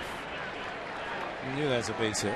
So a hard hit ball, and Laurie will take it. He's 2 for 3. But it's hit hard, and you know you have a very good percentage defensively, and put the glove down, missed his glove, and hit his leg, and immediately ruled a base hit.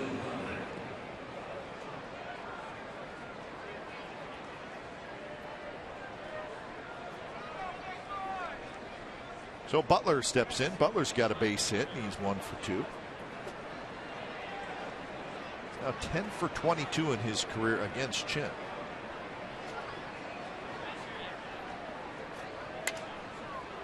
Pop up, foul territory. Davis over near the seats. Room, and he makes the catch. And Billy Butler will not be happy with that at bat, with a couple of runners on the bases.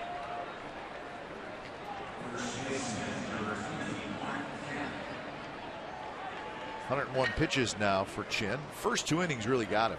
44 in the first 2.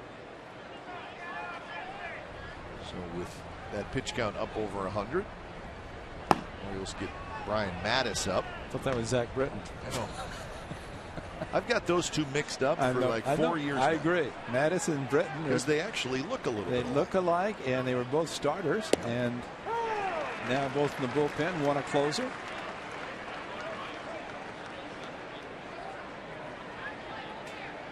Oh, 1-1 to Mark Canha.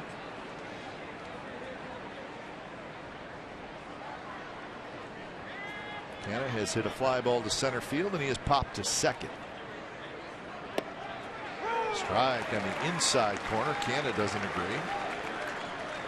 At this point in the ball game, folks, Yep. put your swinging shoes on. This is called the last day of the season when it doesn't mean anything. And when you're down 15-2, you better forget about having a good eye. You don't want to go crazy with it, but anything close. And we're not saying that Ron Culp is just going to call everything a strike. That's not the point. The point is he's had a fairly decent sized strike zone today, and it's not going to get smaller. I don't mind a guy having a larger strike zone as an umpire. Be careful, Mark. Yeah, Culp might be telling him get in the batter's box, and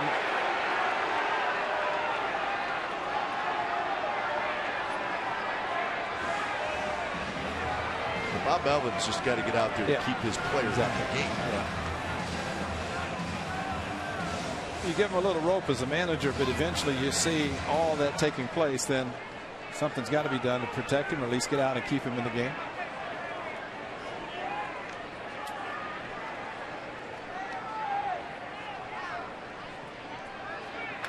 Reaches for that one, fouls it to the screen.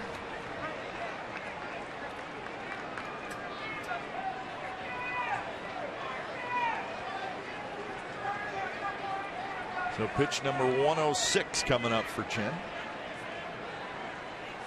2 on, 1 out.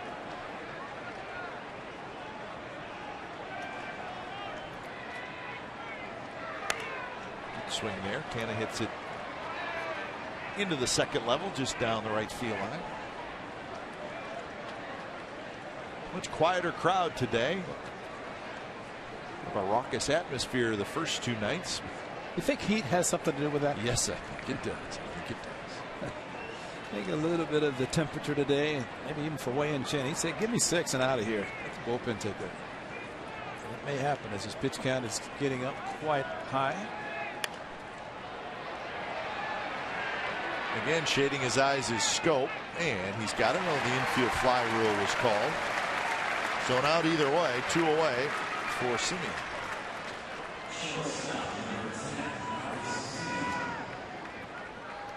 So Canna 0 for 3 now.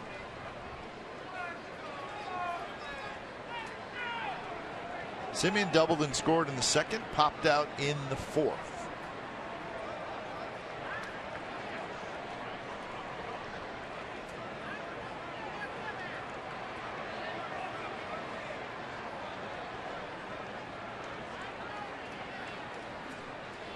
First pitch is a strike call.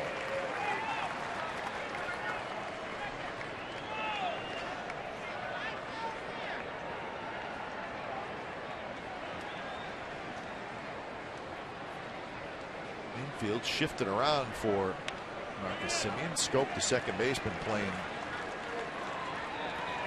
just behind second base.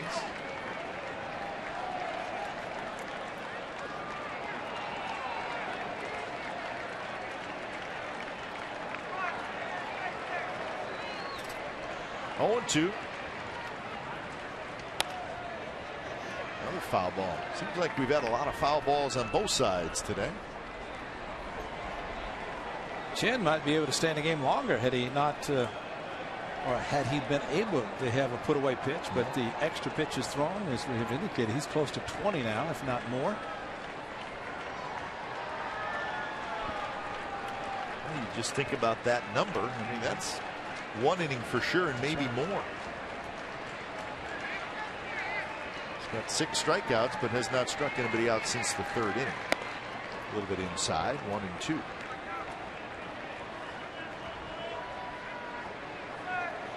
Could use one of those right about now.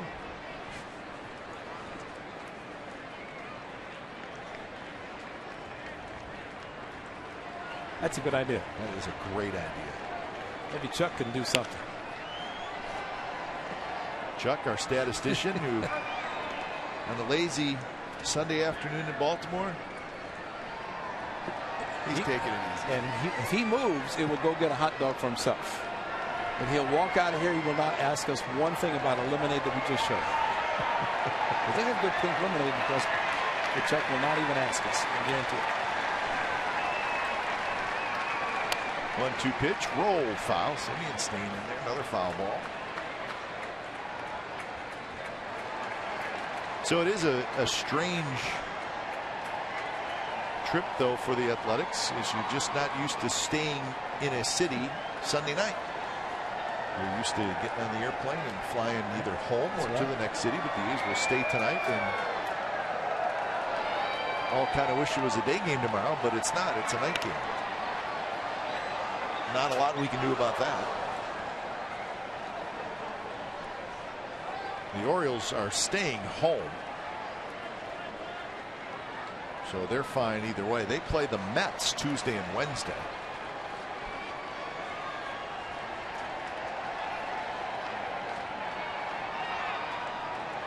So pitch number 115 coming up. That is a season high for Chen. And another foul ball. That is the 25th. That's amazing. 25th. 2-strike foul ball. I mean, there have been other foul balls, but with 2 strikes, that's the 25th today. Right, Chuck? That sounds like a high number, and I think that it is. I think that's probably one of the highest I've ever heard of. I mean, this bat started 0-2. He's fouled off 5 with 2 strikes.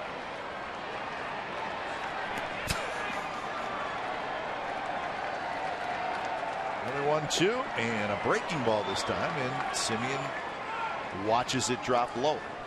And it's as if Buck Showalter is saying, weigh in, Chen, you've got 13-run differential here. You're killing me, Chen. Finish the inning at least. And he ends up getting him with a fastball, and they're going to call him out. No need to throw it to first. So the A's get a couple of hits. Strand 2. We're going to the bottom of the 6th. It's 15-2 Orioles.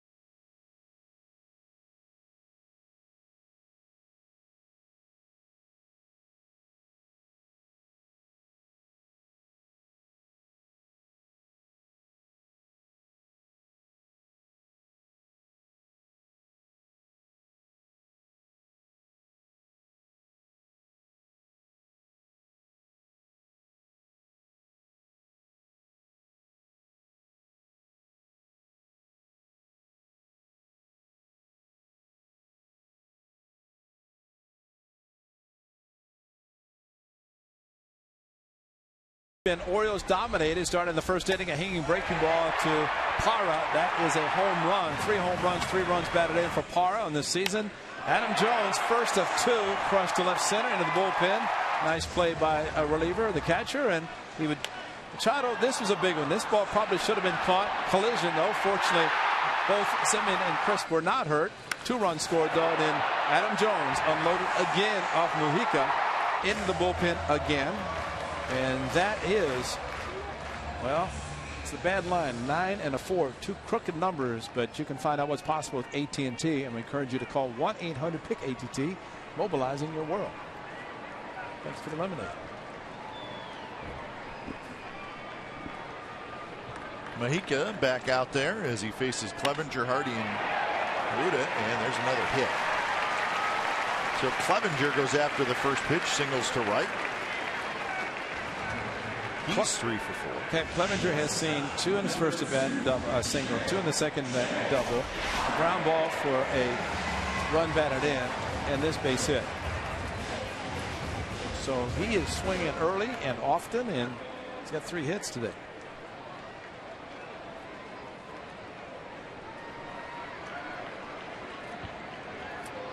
So 19 hits now for the Orioles, and Hardy takes a strike.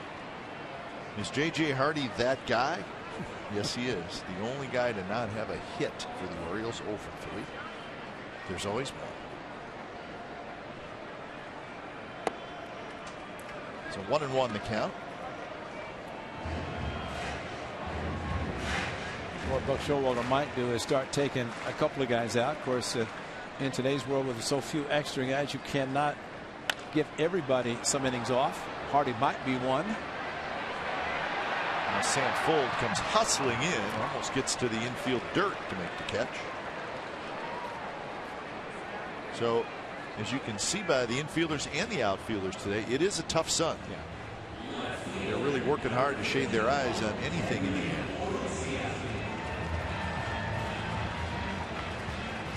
Here's Henry Urrutia, who is 1 for 3. He had a 2-run single in that big 5th inning.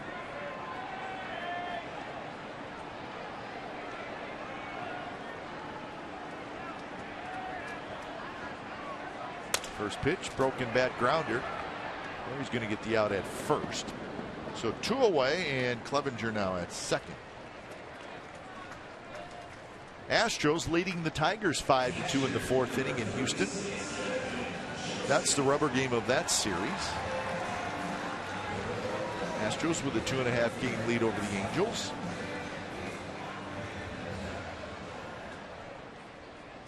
Don't forget about the Rangers. Rays leading the Rangers 3-2 second inning. The Rangers have won the first 2 games of that series. Texas is only 4 out in the division and a game and a half out in the wild card. It's funny, everybody's talking, and you know, I'm guilty of it. We talk about the Astros and the Angels battling for the division, but now you really have to put Texas in the story. They made some moves at the trading deadline, and I'm sure that helped the team that was already in place. Joseph to left, and it is gone. 17-2, the Orioles lead. It almost looked like Caleb Joseph got jammed. Yes, he did. I was thinking the same thing. He pulled his hands way in. And you're right. Watch the hands. But when he pulled the hands in, he got the good part of the bat on the ball, and he's got power. That's number 11. It's 4 runs batted in.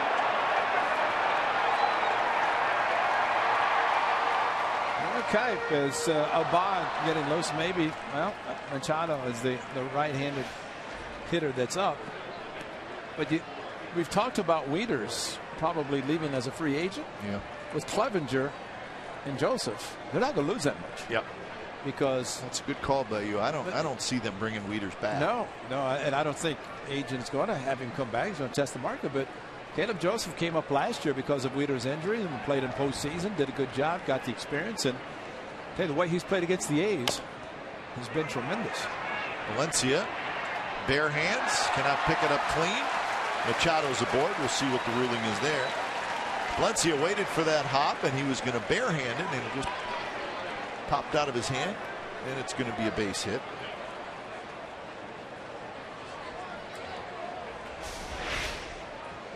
So he was all set. He set himself up nicely to barehand it and throw to first. It just could not get a clean grip. So Bob Melvin's coming out. He's going to get Mojica. So a tough outing for Edward Mojica. When it's time for change, think Speedy Oil Change and Tune-Up. Your oil change, tune-up, and brake experts. 17-2.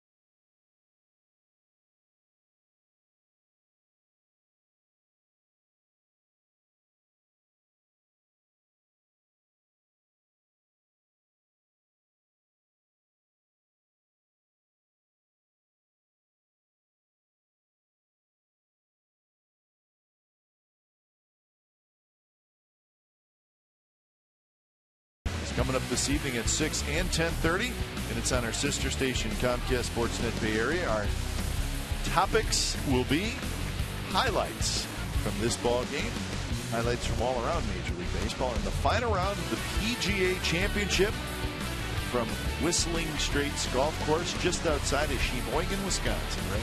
You've been there, right? Sheboygan? Have you? Many times. I figured you had. Whistling Straits, quite a golf course. We flew right over top of it on our way to Toronto. I think if you look to your right, our great cameraman up here has been watching for the whole weekend. Golfer, aren't you? Got the green jacket. Oh, not the green shirt. Okay. So a bot comes man. in. Dave's the man. Figure he's a golfer.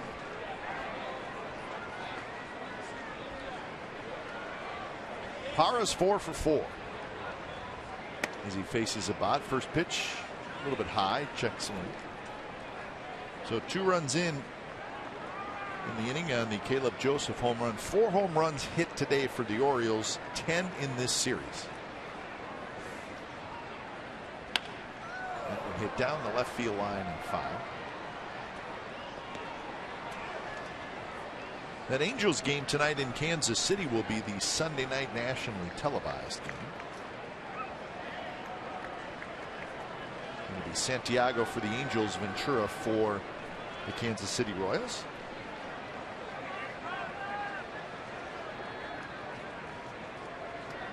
Kansas City continues to have the best record in the American League. Bounced up the middle, and that'll get through into center field for another hit. Machado stops at second base. So Parra is 5 for 5. Third time he has done that in his career. He's got 3 singles, a double, and a home run. And he's done it in 6 innings. One of those days, folks. Yes, it is. Doesn't matter if you're a good team, average team, bad team, it happens. And you're getting. That's the Seattle Mariners. Oh, boy, how about that? Still hard to believe that one.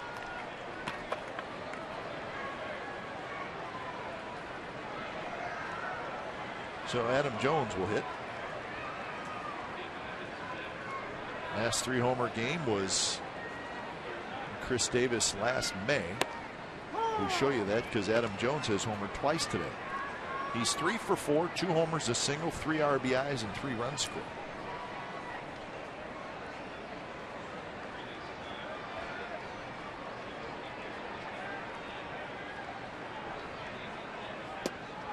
And Jones chased a pitch badly out of the strike zone, so the count is 0-2 to Adam Jones.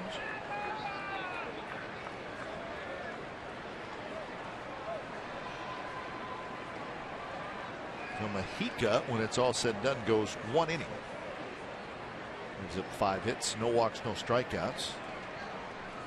3 runs allowed so far.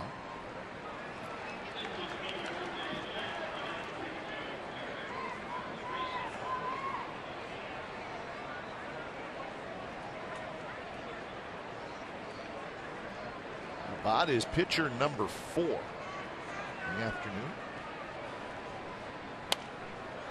Reached for and hit foul. That is interesting with Machado at first base on the base hit by Parra up the middle. He didn't even think about going to third base. Nope. There becomes the etiquette part of the game now, and you don't want to rub it in. And going first to third on the base hit, I mean, he could have, but there are 2 outs, and it just kind of shut it down a little bit. Obviously, don't steal bases, but you know, also try to be less aggressive on the bases. If the score is close, he takes third. Exactly. He had been running hard to first and continued on to third, and he would have been there, and the throw would have come back to second, but he just kind of got to second and stopped, which I don't give him credit. He's playing for a manager. The manager and the teammates are going to make sure that little things like that do not.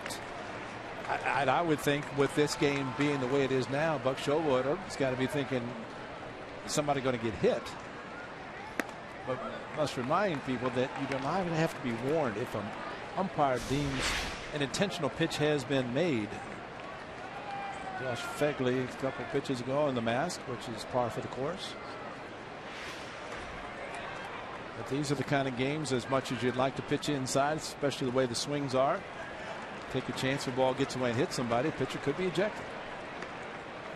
Sometimes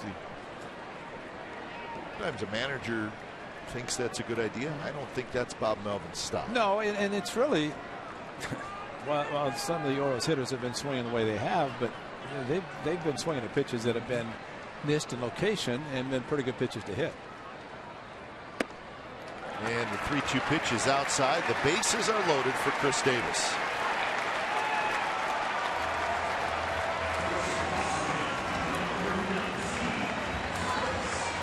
Well, Parra, the first lefty he faced, got a base hit. And this was a big home run off of Fernando Abad Friday. This was a slider that was not thrown as hard as maybe he wanted to throw it. And that would give the Orioles a 2-run lead. And there's the raucousness of the fans on Friday night, unlike today where it's a little bit different. That was a game in which the A's came back, made it interesting after the 9th inning when they tied it. There's a strike to Davis. I would think this at bat by Davis is going to perhaps be more of a base hit to left field instead of a home run to right field. Shifty's on, 3 to the right side, only Valencia at the shortstop position. And that one is belted to left field. Coco on the move, and Coco into left center field makes the catch. Side retired. A couple of runs for the Orioles. We're on to the 7th inning. It's now 17-2.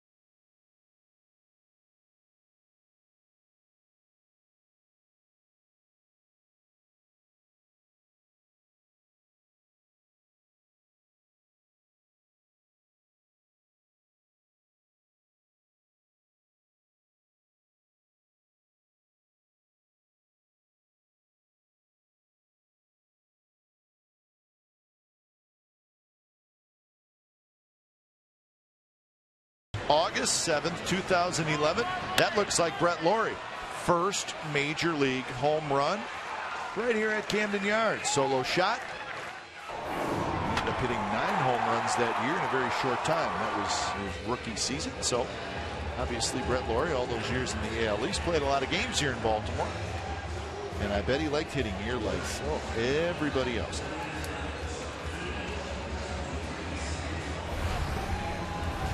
So we got a new pitcher. It's Brian Mattis. The left-hander comes in. Chen goes 6 innings, gives up just a couple of runs. So when it's time for change, think Speedy Oil Change and Tune-Up. Your oil change, tune-up, and brake experts. 1 and 2, 2.39 for Mattis. He pitched on Friday night. Everybody pitched on Friday night.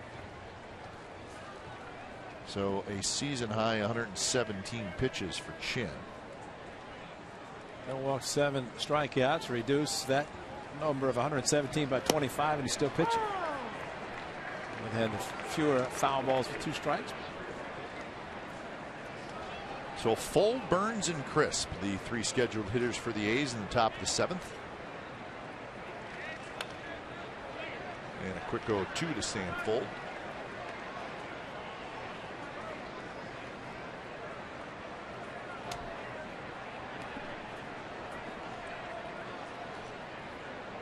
RBI double for Fold in the second inning and a ground out in the fourth.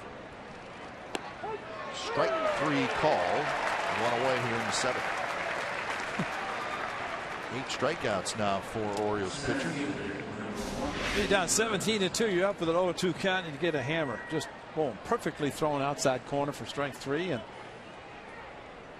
this is not anything that hitters get a little upset, but pitchers, relief pitchers especially, and I always talk about it, they are out there a limited amount of time, and their ERAs can jump quickly if they just throw nothing but fastballs. So while hitters might not like it, relief pitchers are trying to just do their job.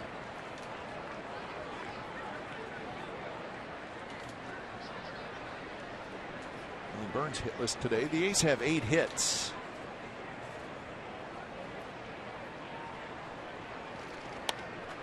Burns loops one down the right field line and foul.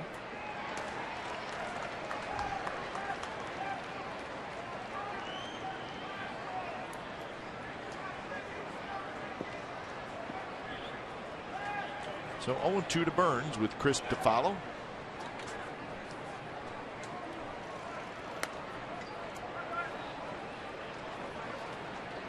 That's a final now in Toronto. The Blue Jays salvaged the final game of that series with the Yankees. 3-1 is the final. So a badly needed win for the Blue Jays. Way inside. Well, unless the A's have a miraculous comeback today, a 3-game sweep is difficult. 4-game sweep is nearly impossible. But unless the A's do come back, the Orioles will be trying to do that. Mike Davis is either getting ready to go into first base or to pitch. I say pitch, because that is not a first baseman. Yeah, and he's talking to Fegler, the catcher. So Scribner's loosening up in the bullpen. Huh. And if Ike Davis does pitch, he get 8 warm-up tosses and that's it. Unlike guys in the bullpen can take as many as they want. Well, it could be Scribner 1 inning and then Ike Davis 1 inning. And Billy Burns chased it and he strikes out. A couple of strikeouts for Mattis here in the 7th inning. It's a tough day for Burns. 0 for 4 with 3 strikeouts. Another good changeup from Madison after throwing a breaking ball from strike 2. 0-2 count to Fault. Comes back with a changeup, fooling Billy Burns.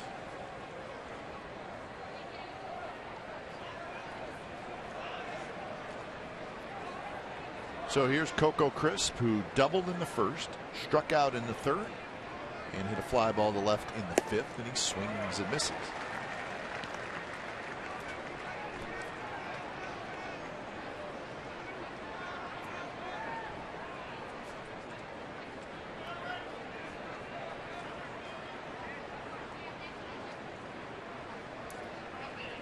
Defense fairly straight up for Coco, shallow in the outfield.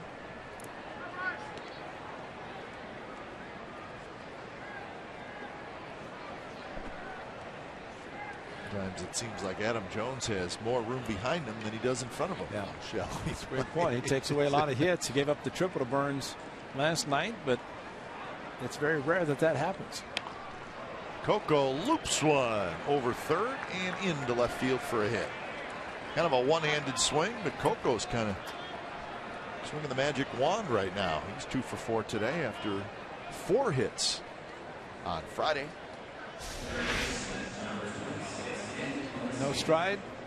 Pitch away from him. And Coco with a little limp.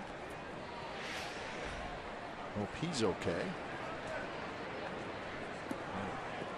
Collision with Simeon earlier in the game.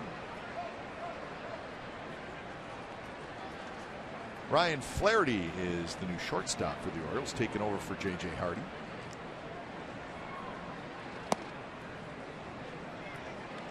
So 1 substitution.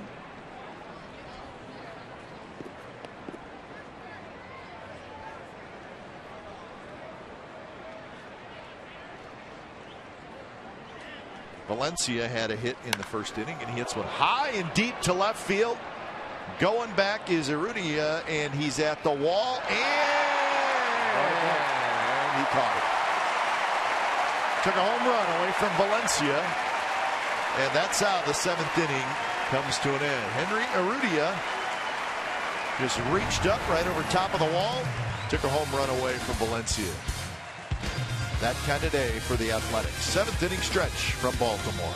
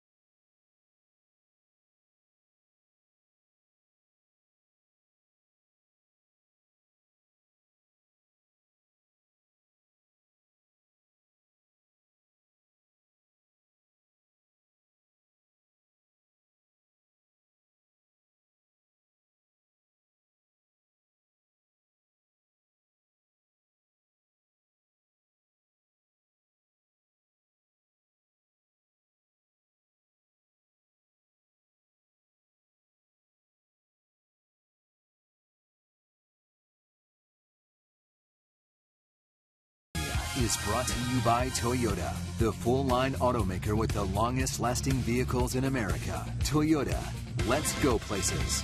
And by Xfinity, home of the most live sports.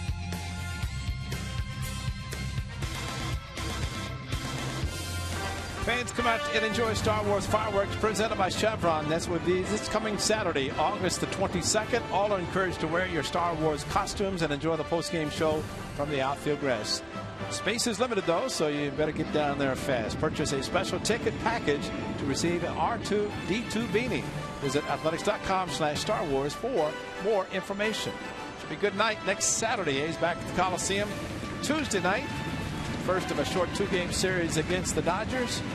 Thursday's off, and then Friday, Saturday, Sunday against the Tampa Bay Rays. And Saturday night at the Coliseum, 6:05 p.m. start against the Rays. Star Wars fireworks. Maybe we'll have the group up in the booth. The good guys or the bad guys? Yeah, I have all the guys. Have all the guys. Let them come up there and fight if they're good guys or bad guys. So, numbers tell the story. 17-2, the Orioles lead. They have put on quite an offensive show today as Evan Scribner comes in. He's the 5th pitcher of the afternoon. Athletics have gone Graveman, Otero, Mahika, Abad, and Scribner, and they've all been hit hard. I think we can be very happy that Chris Davis had some top spin on the ball. He hit the left field off Fernando Abad, because that could have been real, real bad. Sogard comes in the game at shortstop, so Simeon, who has had very little time off this year, is going to get a couple innings off at least. So Sogard at short, and Scribner is the new pitcher. So Abad goes a third of an inning. This warm afternoon, Cam, and just looking around the stadium, they have the security people out on the warning track between every inning, and they are hustlers. I mean, they get to the seats very quickly, especially the ones in left field. They start running to the bullpen. I mean, they start spreading. There he goes.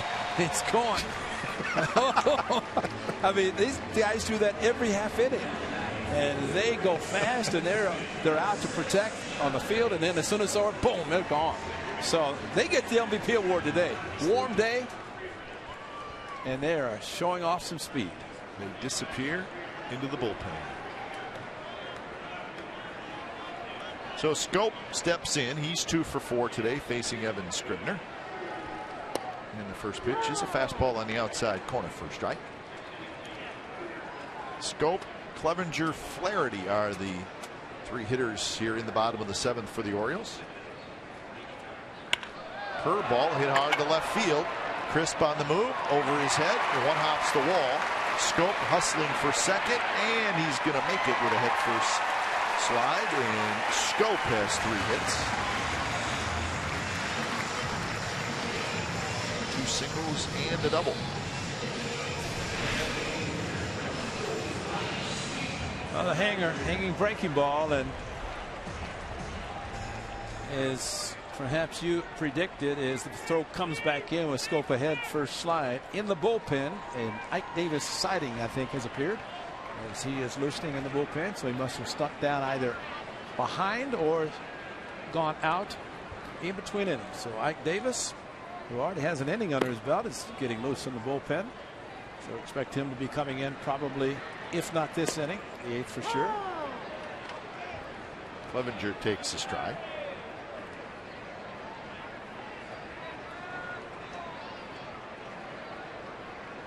Six doubles today for the Orioles to go along with their 4 home runs.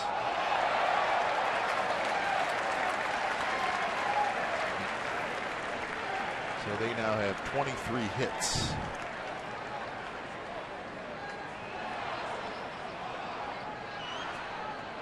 Clevenger is 3 for 4.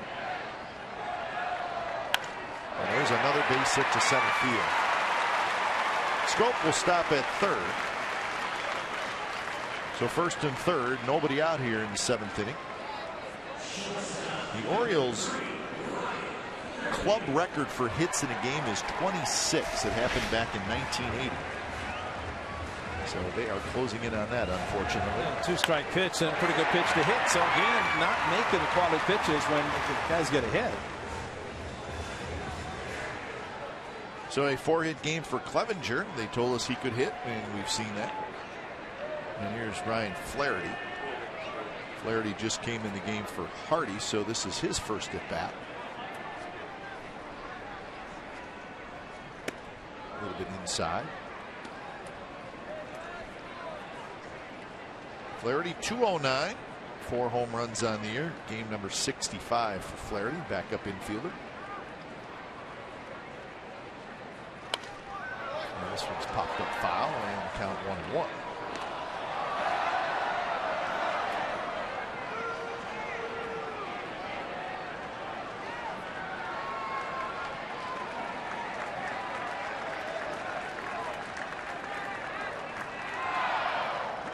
Breaking ball, nice block by Fegley.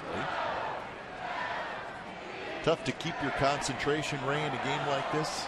I would think that it can be a little bit. It's tough, but from Fegley's standpoint, he knows he's there for the duration, and just do your job. And he's got Marcus Jensen, who one of the coaches works with the catchers, and it's something they take a lot of pride in blocking balls in the dirt, especially runners at 3rd. And we've talked about Fegley and Vogt, the great jobs they have done doing exactly that.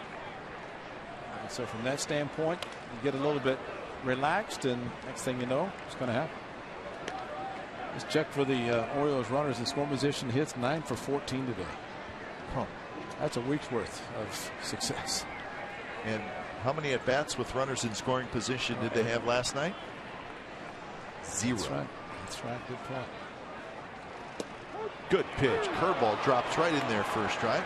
Flaherty actually argued that's probably not a great idea. Well, even the fans groaning.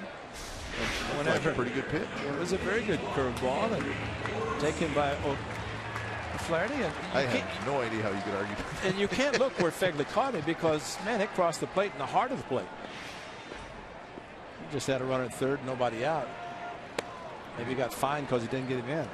There's Urrutia, who swings and misses. Remember in the 2nd inning, 2 outs, they scored 4, but also in the 5th inning they scored 9, and that was after they got Clevenger out and Hardy out, and then there was a 2-run single, a base hit, 2-run double, RBI single, 2-run home run. So I got about 7 runs in that 9-run inning. Came with 2 outs. So you eliminate those, you get the big out, you don't have a big inning. Off the glove of Canna, into shallow right field. Run comes in to score. So Clevenger goes around to third, and it's 18-2. It's an RBI hit for Urrutia. Canna made a good effort. It just tipped off his glove and rolled away from him. Just enough to slow it down. One run was going to score. The other one goes to third with the ball off the glove of Canna into shallow right field.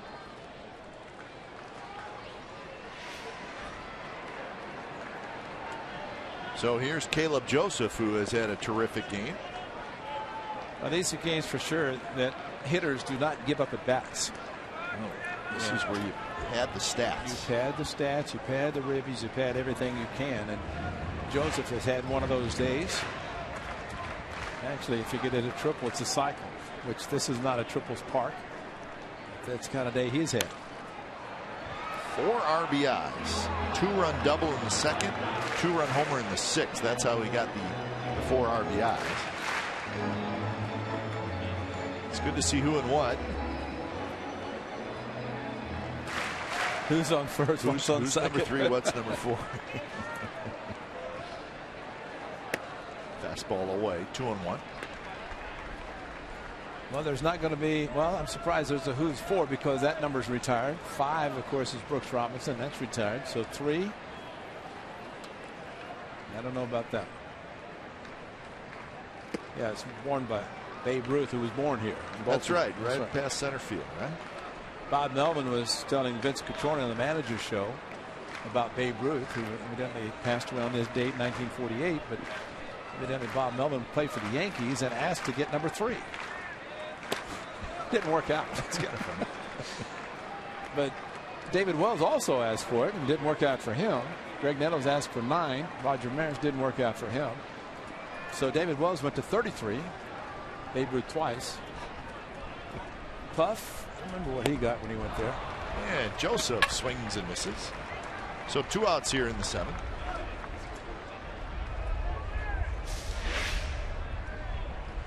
Good fastball, and maybe surprised on the 3-2. They got the fastball, and maybe Joseph wanted to back at a 2-home run day.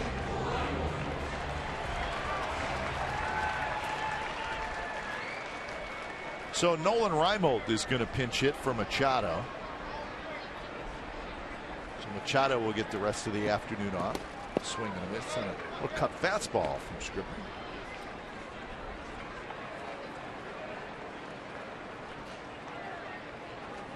Machado, while he was in there, knocked in 3 runs. Was 3 for 5. Good curve, 0-2. So a run in on 3 hits here in the 7th inning. 25 hits now for the Orioles.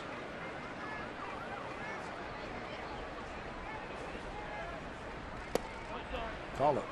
It's a pretty good cutter.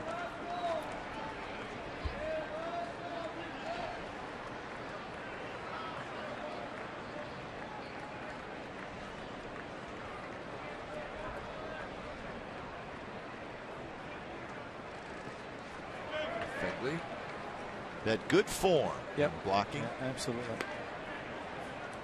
Well, he could not do any better than what he did with the Tyler Clippard that we continually talk about against the Blue Jays.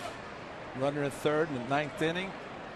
5 times he did that, and that is great for him. And that, the 8th inning, the game you've been out there at this time of the year where time of possession is important in the game of football, and the A's have been on the field a long time. And Josh Phegley doing his job blocking balls in the dirt.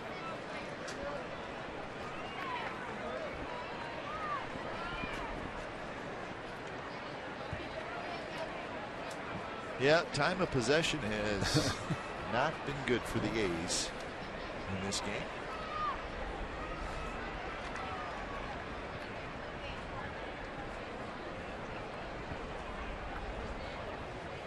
Two-two pitch, fouled straight back. Like it headed right into the press box, the writers' part of the press box, which is a floor below us here at Camden Yards.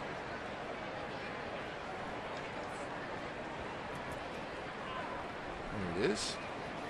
Joe Stiglitz, the great Mickey Morabito. Valencia has it. He'll throw to second, side retired. A run on 3 hits for the Orioles. And we are headed to the 8th inning and the birthplace of Babe Ruth right here in Baltimore. All Orioles today, 18-2.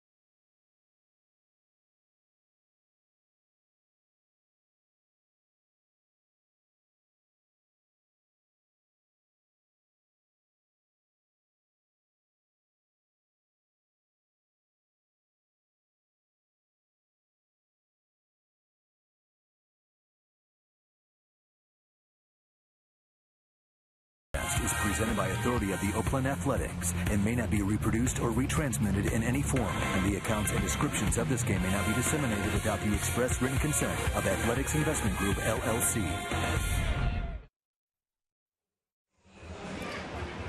So Orioles leading 18-2 as it's the top of the 8th inning. Lots of changes for the Orioles. We give those to you as we get into this inning. The new pitcher is Jason Garcia. So Garcia steps in to make his 11th appearance.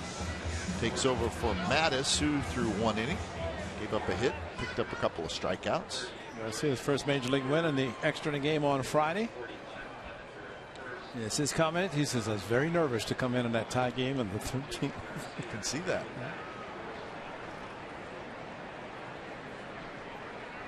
So Fegley to lead it off. First pitch is bounced to third. Paredes early action. He fires high. Clevenger reaches up, makes the catch, keeps his foot on the bat. Paredes wanted to show off his arm, and he did. He just wanted to show off and say he could play some defense, which they say he can't. So maybe that's why he did it. So Fegley heads back to the dugout 1 for 4. And here's Laurie, who's got a couple of hits, including a home run today.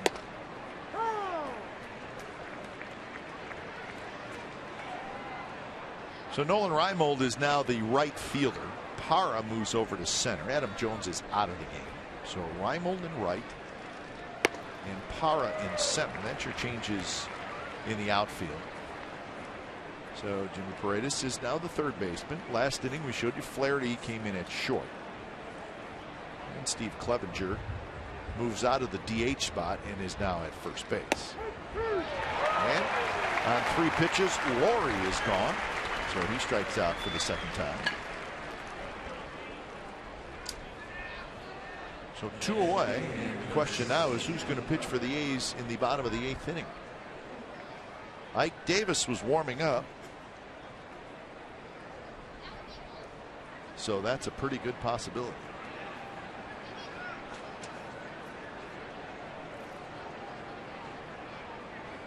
I don't think managers really like to do that, Ray, but sometimes I'm not saying you don't have a choice. I'm just saying it's probably the right thing to do. Well, Scribner 1 inning. While he did not throw a ton of pitches, he was out there a long time, and he did throw quite a few pitches. So that's Saban. It's Ike Davis who's leaving the dugout. All right, give us something to talk about. Here comes the lefty, Ike Davis.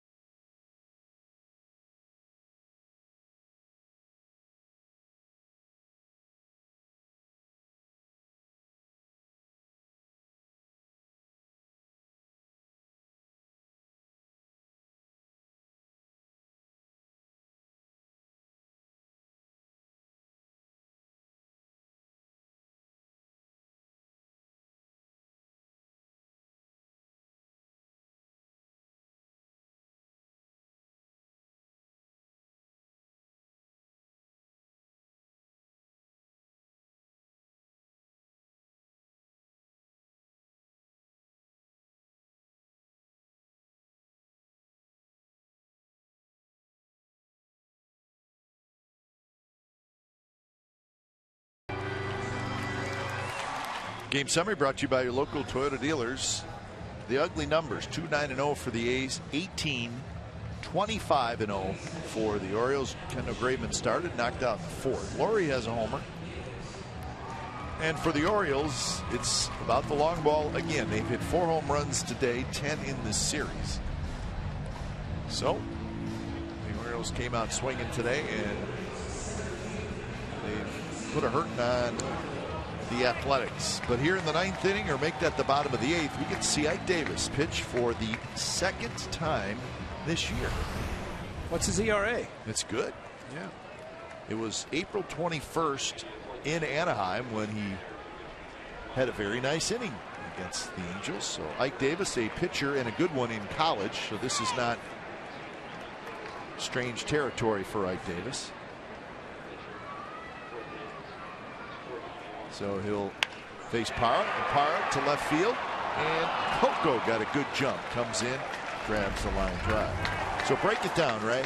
Well, April 21st, a very thick bearded one, 3 ground ball outs. Colin Cowgill, ground ball to third, and then another ground ball to shortstop. Iannetta, the catcher, grounded out also. So 9-pitch inning, 3 ground ball outs. Ike Davis, nothing to it. Called his dad Ron Davis. Dad said, "Nice job, son." Don't lose your day job at first base, but he did pitch in college. Oh, look out, heads up. And that does not go into the stands. It hits off the backstop, so that's good news.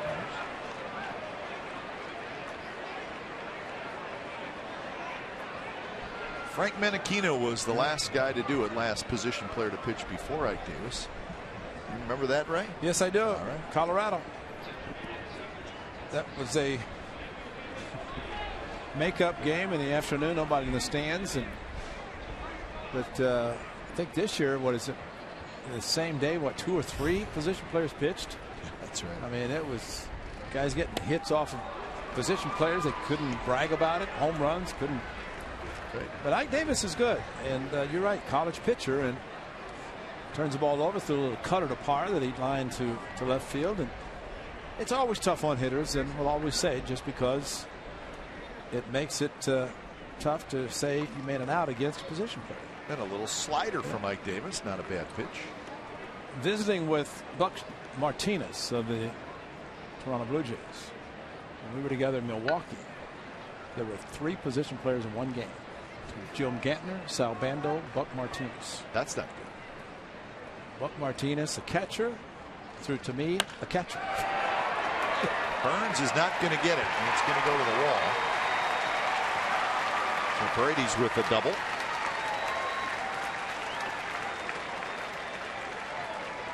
So Paredes' first at bat. And he gets hit number 26. That ties a franchise record for most hits in a single game by the Orioles. Back in 1980 they did it. Well, it's a 1-2 pitch, and Ike Davis gives up his first hit as a pitcher. He retired the first 4 batters, but this one to right center. So the pitcher is going to hit here, as now it's completely getting crazy, right? You have a That's it. You have a position player pitching to a pitcher in the American League. Come on now. Somebody get in the record books and tell me when this last happened. Well, because Clevenger is now at first base, so the DH is gone. The pitcher has to pitch. And he may be instructed. Now he's a relief pitcher on top of it, not even a starting pitcher, which the starters will hit in the National League or interleague games. But he may be up there instructed, don't swing the bat, so throw a strike, Ike. He's not. And now 3-0. Well, Ray, you've been around professional baseball for a long time. Have you ever seen a position player face a pitcher in the American League? Yeah. No. And he walked it. So 2 on and 1 out. So Garcia will trot down to first. He went in the right direction. That's a good start. And Buck Showalter's got to be thinking, I told him don't even swing the bat, and that's either Zach Mattis or Zach Britton. That was Britton, the closer, not in the game today. So here's Scope, pitch a little bit outside. Scope with 3 hits today.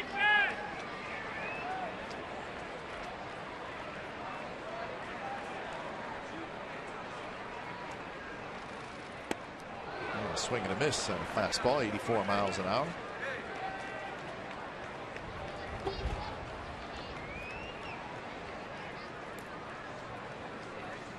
Here's some fans below us a little confused because they said Clevenger was the DH. Why wasn't he hitting? Well, he is next, but he's a first baseman. So if your DH moves anywhere onto the field as a position player, well, wherever he goes to, obviously that spot becomes the pitcher spot. Pitcher has to hit. But you could pinch hit for that spot when the pitcher comes up, which that has happened occasionally in the American League. But in today's game, all position players have been used, so you have to pinch hit a pitcher for. Wouldn't that be something? Clevenger, you're gone. Got a pinch hit for you with a pitcher. 1-2 pitch, foul to the screen. That's right. Matt Waiters is still available, but he's got a hamstring issue. I don't think they're going to push him. If the A's come up with 16 runs and tie this game, they may have to use him.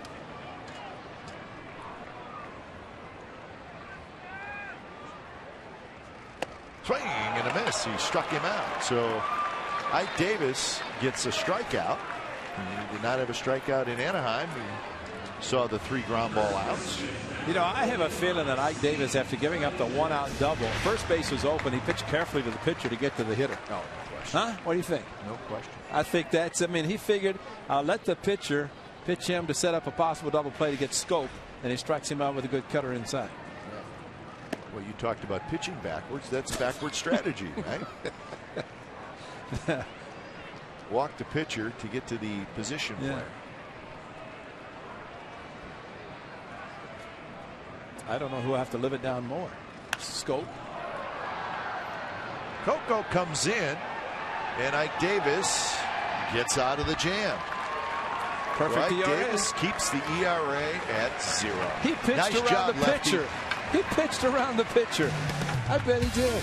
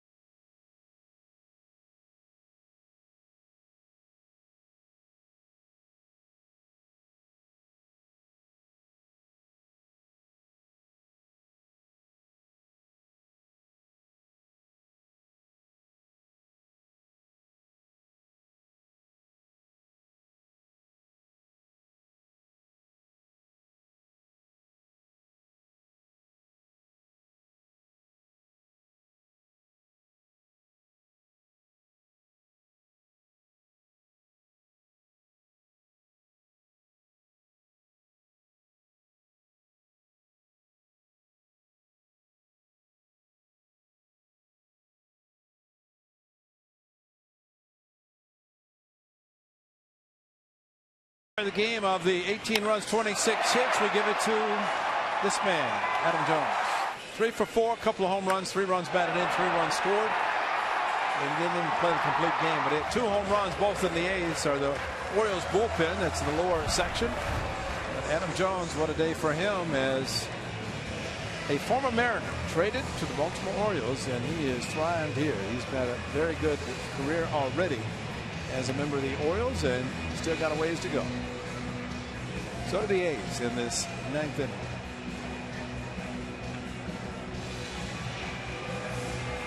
Well, unfortunately, the A's set a record today. Most hits allowed in a single game, 26, a new Oakland record. So a Sunday to forget about here in Baltimore today. 18-2 Orioles lead as Mark Canha steps in. Jason Garcia back out there for his 2nd inning of work. First pitch to Canha is bounced, and a tough play by Paredes, and he throws, and they got him. That is a nice play by Jimmy Paredes. A backhanded in between hop. How about his Canha? Man, he's an outfielder also, but boy, you talk about making a play backhand, and then look at the throw. Ball hopped, and Clevenger may have to get a new glove after that one. So 1 away, and here's Sogard, his first at bat. Sogard came in the game last inning. Bounces one up the middle. Scope takes care of it, and 2 quick outs here in the top of the 9th inning.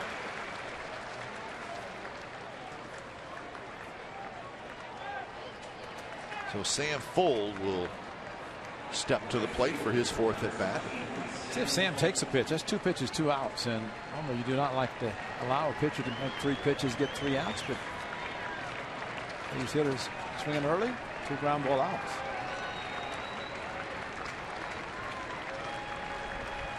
First pitch to Fuld is a fastball off the plate.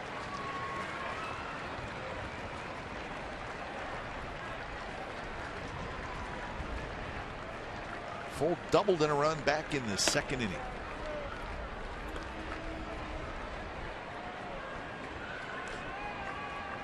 It was at that point a tie game. Seems like a long time ago. Yes, it does. And now 2-1 as that one got a piece of Fuld on the foot somewhere. Remember, tomorrow, Sonny Gray and Chris Tillman is your pitching matchup. 3:30 our coverage starts with A's pregame live. Back to the Bay Area. First pitch 4:05.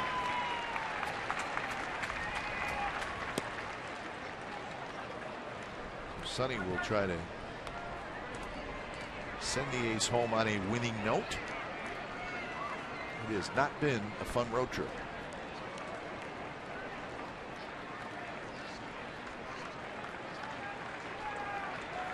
The 3-1 pitch is a strike. Now 3-2.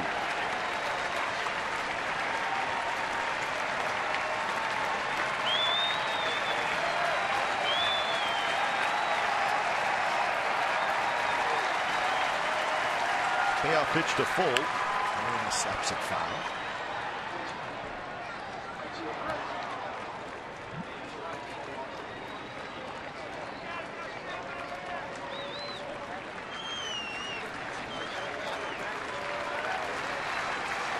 So another 3-2 from Jason Garcia to Sam Fuld, and here it is.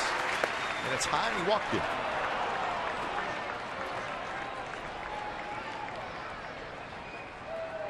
That's the first walk of the day for the A's? It is. First walk. Pitcher with a 16-run lead walks it back with 2 outs in the 9th inning.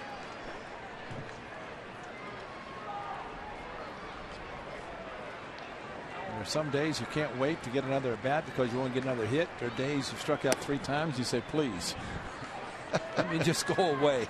And so Billy Burns, he has really a chance to make it a memorable day. Get a hit in your last at bat, or at least maybe more at bats. The A's would like to see that in this 9th inning.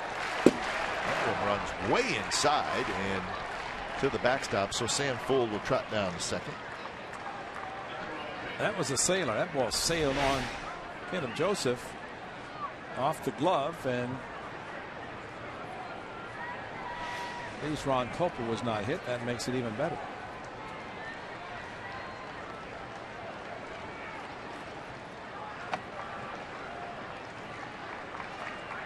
So 2-0 to Burns. Off the glove, and Sam Fuld stays at second. Joseph's lucky. He might have gotten a pass ball on that one. I mean, this pitcher Garcia's all over the place. First one sailed inside. Second, this one goes off the glove to the outside. And you talked about the concentration of Fegley, down 16 runs. Same for Joseph. He's been behind the plate with the offense today. Drops that one in the first strike.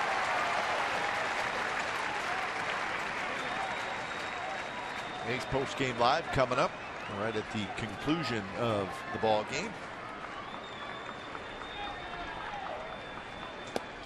On the outside corner, a lot of movement from Garcia. That one caught the outside corner. Full count with Fuld at second base.